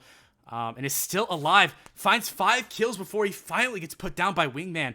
Unfortunately, none of those kills were able to transfer to anything for Team 1. Team 2 was still racking up points that entire time, so that 5 kill streak was almost for nothing. A big 4-man push from Connector. Nets big returns here for Team 2. He's going to be dropping in from ramp, immediately pushed out by Naz, but does get traded out. It's trades after trades. Color and Irrational take out Vizsla and Wingman. Those are 2 big members. Hop finds Irrational, but Color finally picks off the final member in Hop. But Laz is still on the point. They're not able to get point pressure off of this. They get so many kills and they find so much value out in the fray, but they can't sit on the point. And now Team 2 is looking at almost a 500-point lead. Going into point B, finally 2 members of Team 1 are sitting on point right now, trying to get this back, but with a good 4-man push, it could end up with a very scary sight for Team 1 here. Vizsla and Laz find some early kills. Irrational finds a triple, but Hop finds a double. Ooh, almost finds a triple of his own to save the game. And now it's Niz and Color on point, 2 of the most threatening members on this team. Ooh, but Wingman and Laz find Irrational out TDMing. Vizsla finds a double. That's huge. Team 2 flips the point with 300 points still in the lead. Vizsla just spamming down long, but gets punished for it. Niz with one quick headshot ends that reign of terror right there. But Wingman puts on a show, finds a double kill, so clutch. Hop picks off the low Niz, and Wingman's able to finish it off right there. Niz finds 2 out TDMing though. Ooh, this could be bad as Nate. Ooh, and Nate picks up the final 2 to flip this point over for Team 1. We have 3 seconds left. They're just going to try and thin the lead as much as possible as we roll over to point C here. Krunker team's looking mighty fine to win this, to get a nice lead here. Laz picks off Irrational early, but not Jake trades him out. Wingman dies to Jake. Ooh, that's bad. And Team 1 gets initial control. They're thinning this lead. This is really good. This is what they need to do. They cannot go in at a huge deficit going into D. Ooh, Laz comes flying in, grows wings, and gets a kill on Niz. And Hop finishes off Irrational, giving Team 2 some much-needed points on their objective to help secure a win here. Ooh, Wingman aggressively pushes Niz and finds so much value in it. Irrational pushes back, is able to find Vizsla, but not before Wingman could take him out. Jake finds Wingman, and Color finds Laz, and Team 1's back on the point. But they're 600 points down. They need to make something happen here. 10 seconds left. And right now, it's looking all Team 1 right now in the last few seconds of point C, but we're about to transition to point D, and this could be a bad one. Wingman comes in, trying to find some early kills. I'm not a huge fan of this, but is able to find 2. Oh, I've become a huge fan of this now. The 2 members got back spawned, and Wingman spawns on point, ready to defend. slows that point down even more, but Color comes in huge. But Wingman finds a triple, comes in, Wingman finds a quad! He's nuts! What happened? Clip it. Ooh, finally Jake ends Wingman's reign of terror, but not before Vizsla can find a double kill to stop that point right there. Wingman's back and he's ready for blood. This lead is getting huge. It's 30 seconds left. It's 900 points. This could be bad. Jake and Color facing off. Finally, Team 1 gets the flip that they needed, but they're 900 points behind in the last 15 seconds. I think this is mathematically impossible.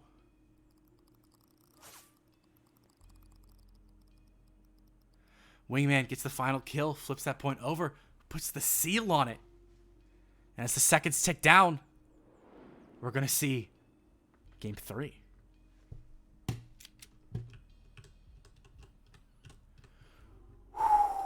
Wow. Nuts. One more. One Undergrowth match to rule them all. This match will decide, does Krunker team win it? 2, 1. Or does Cat take it to Game 3? Let's see. 4 members are going to roll in. They're going to see no one's coming in from round, but Color's going to come in and find... Ooh! Tries to find the early kill on Hop, but Hop immediately counters and finds the kill on him. Team 1 is able to get the first point pressure here on point right now. Niz hiding in Hut, trying to find some quick kills here. Might find Laz with his back turned, and he does. Hop finds a kill on Niz, but Color finds a triple out in the fray. It's only Jake sitting on point, so the deficit isn't too bad. They all are going to transition onto point now, though. Laz comes rolling in, immediately gets deleted by Jake.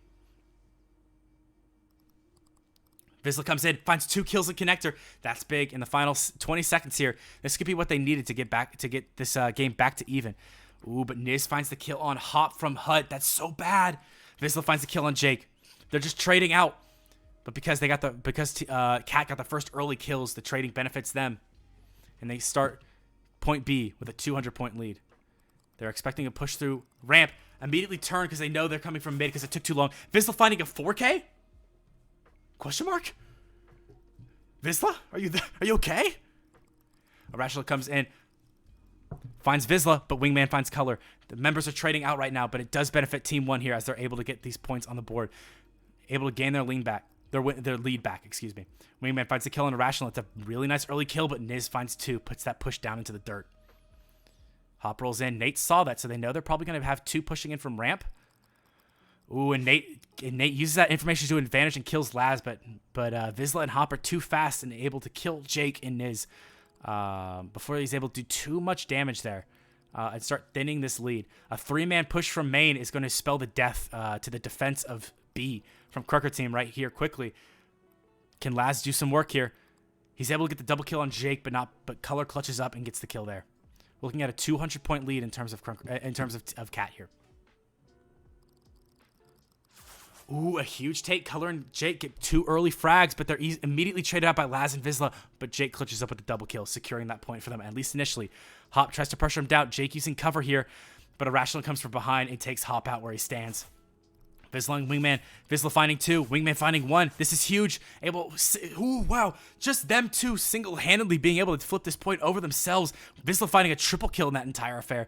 Jake flies in, trying to find some value here. Is it able to? They're just getting deleted from the game. Krunker team has the lead for the first time so far in this round. Niz with the triple. Color finishes it off, and Team 1 has the lead back again. 15 seconds left. This push could be big for Krunker team here. Ooh, Wingman comes in and delete Niz's from the game. They know the 2 to target. Irrational finds a double kill, though, but Hop finds Irrational before he's able to do too much more damage than that. 2 seconds tick down. It's an incredible even game. Cat is already stationed up on D, though, but only 2 members are on D. Jake is still out TDMing. And they're able to kill Jake before they even push. 3 kills go the way of Krunker team before they even enter the point.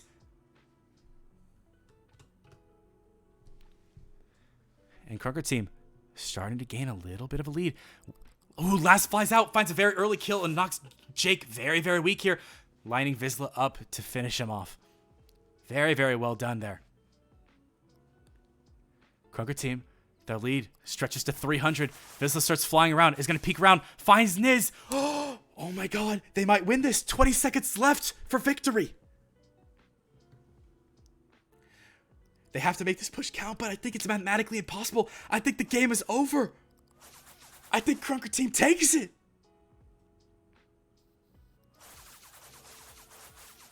Jake comes in, it's kills, but at the end of the day, this is just a formality.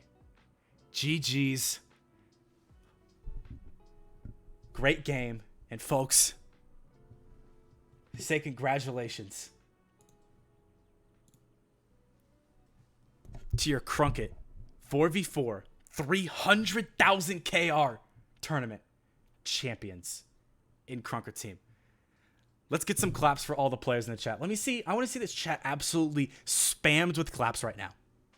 I don't want to see any words, just claps. For Vizsla, Wingman, Jake, Color, Laz, Niz, Irrational, Hop. All these players put up incredible performances. Wonderful. Wonderful. So sick. Such a great tournament. 2 overtimes? Come on. Come on. Oh, it's just so nuts.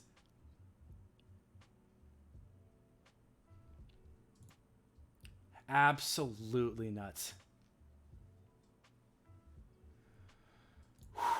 Wow. Super, super crazy. Well, that's been an incredible tournament. Let me see if I can't hook up something. Yeah, we can do that, Destroyer. Okay, that's what I was waiting for.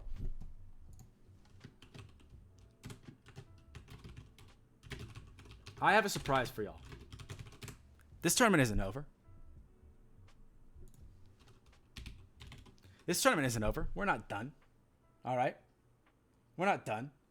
I have a surprise for y'all. All right? Y'all have treated me so well, and so it's my turn to treat y'all super well. Folks, to the victor goes the spoils. They do get the 300,000 KR, but I really want to delve into the minds of what these players are thinking and how they act and why they're making the decisions they do. And so, folks, here shortly, we're about to do a post-tournament interview with Krunker team. Get your questions ready. Ask some questions in chat. What are some questions you'd like to ask Krunker team? And maybe I'll ask them.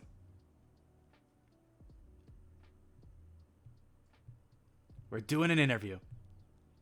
Yes, sir.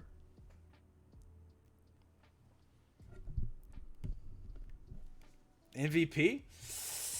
I think at that last match, I think Vizsla put on a show. Vizsla clutched up so much, but I think you can't undersell the value that Wingman did too. Last set up a ton of kills for Vizsla. Oh, it's hard to put an MVP there. It's hard to put an MVP. All right, folks, it's time. Let's see it. Hello, hello, hello. Yeah, what's up? Yo, what's up? Congratulations, folks. Cheers, cheers. Yeah, That was cheers some all good around. fucking games. That's crazy. So now I would like to say you guys are 2-0 in Jemediah casted tournaments. So I do Nice. expect at least some of that KR reward. A lucky charm. Yeah. But I would like to ask you guys a couple of questions. You guys have been sure. absolutely dominant in these past few tournaments held out here in this region. I've had the pleasure of seeing all of y'all play multiple times. It's been great. And so what I want to hear is from my small NA brain, we really don't see a whole lot of FAMAS and LMG out in NA. And so every time I see you guys play it, especially the first time I saw you guys play it, was kind of surprising for me. But you guys make it work so well. And so I'm very curious to see, especially when you're like pushing into a point. So like for example, you're pushing into B on Undergrowth, right? How are you utilizing all 4 of y'all's classes together? What's your typical strategy going into that to sort of flip a point over? I can Is say this something the on interview? this. Oh shit. I'm from Oh, China. I'm getting raided. Oh shoot! Wow, everybody's in here. Everybody's in here. Kat, I got some questions for y'all too. Where's my KO? Let him answer the Okay, let him okay, answer the question. Okay, what's that? Yeah, I Give his can- KL to me. Yeah. I can spread some light on that. These So two with doesn't- Yeah. Hold on, Shut up, folks. shut Hold up, on, shut up. folks. Hop, go ahead. Okay. with LMG, basically, it wasn't that strong, but Wingman basically seduced Sydney into buffing it to 180 HP. Okay. I have heard So- rumors about that. it's pretty good now, so works well for us. Interesting. And yeah, the pushes is all down to timing mostly. You know, you got your cons, you calm it down, and then yeah, you just develop that flow. When you're playing as a team, you always get the timing right. Interesting. Okay. I mean, we've been a team for like, what is it, over a year now? So I mean, over time you develop Yeah. like a. I mean, this has been recent, but he's already like, yeah, yeah, a lot of chemistry. I see. insane. Yeah. 100%. I got you. Play every day. I miss me also. And then I guess miss me also. a follow-up question for Krunker team is when Cat took game 1 of Undergrowth here. What was going through y'all's minds? I hope you can Team's answer that Cat? one. Oh, the one just first up. Yeah, I mean that was. I mean, I'm not going to throw excuses, but it might have been because Hop was like lagged out for 30 seconds. First site, Where? I was on site shooting irrational with like LMG. Laz was on my side. Wingman was my offside. I'm cooling. I'm shooting. Next thing I know, I'm at doubles. I go out. Wait, to wait, mid, wait. I'm Why, back why at is our doubles. team name is Ken? Niz was and so me have bad. dog The in service our were terrible, profile man. picture, and Irrational and Jake have cats on their profile picture. Oh He yeah. just like- he just Yeah, I likes agree. pussy. Carl. I agree. It's a I agree. dog. Why are we cats? I have no idea. I thought the It's name a I good see on the team bracket name. was Cat. I'll call y'all dog. We'll make reparations. Yeah. Sure. We Interesting. should be dog next time. Gotta be a dog person. Okay. Next time. Yeah, for sure. GG's. That was fun. Yeah, Yeah, it that's was. fine. Well then, dog. I have some questions for y'all too. So when Yeah, it what's up? We are cat. so when it comes to y'all's overall play, I was super impressed. Cullen, I've heard great things about y'all. I've heard great things about all of y'all. But Niz specifically, so often you had a Yeah. bunch of clutch doubles and triple kills. But it's being streamed. Yeah, Yeah, it's y'all being are streamed. Hello? Yes. Yeah. Color, you're famous, dude.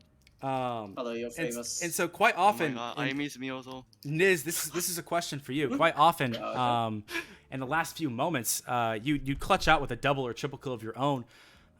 What's going through your brain when that happens, right? When you see 2 or 3 people coming from either side of you. He have no brain. Yeah. Hello, you have no brain too. Like, hello?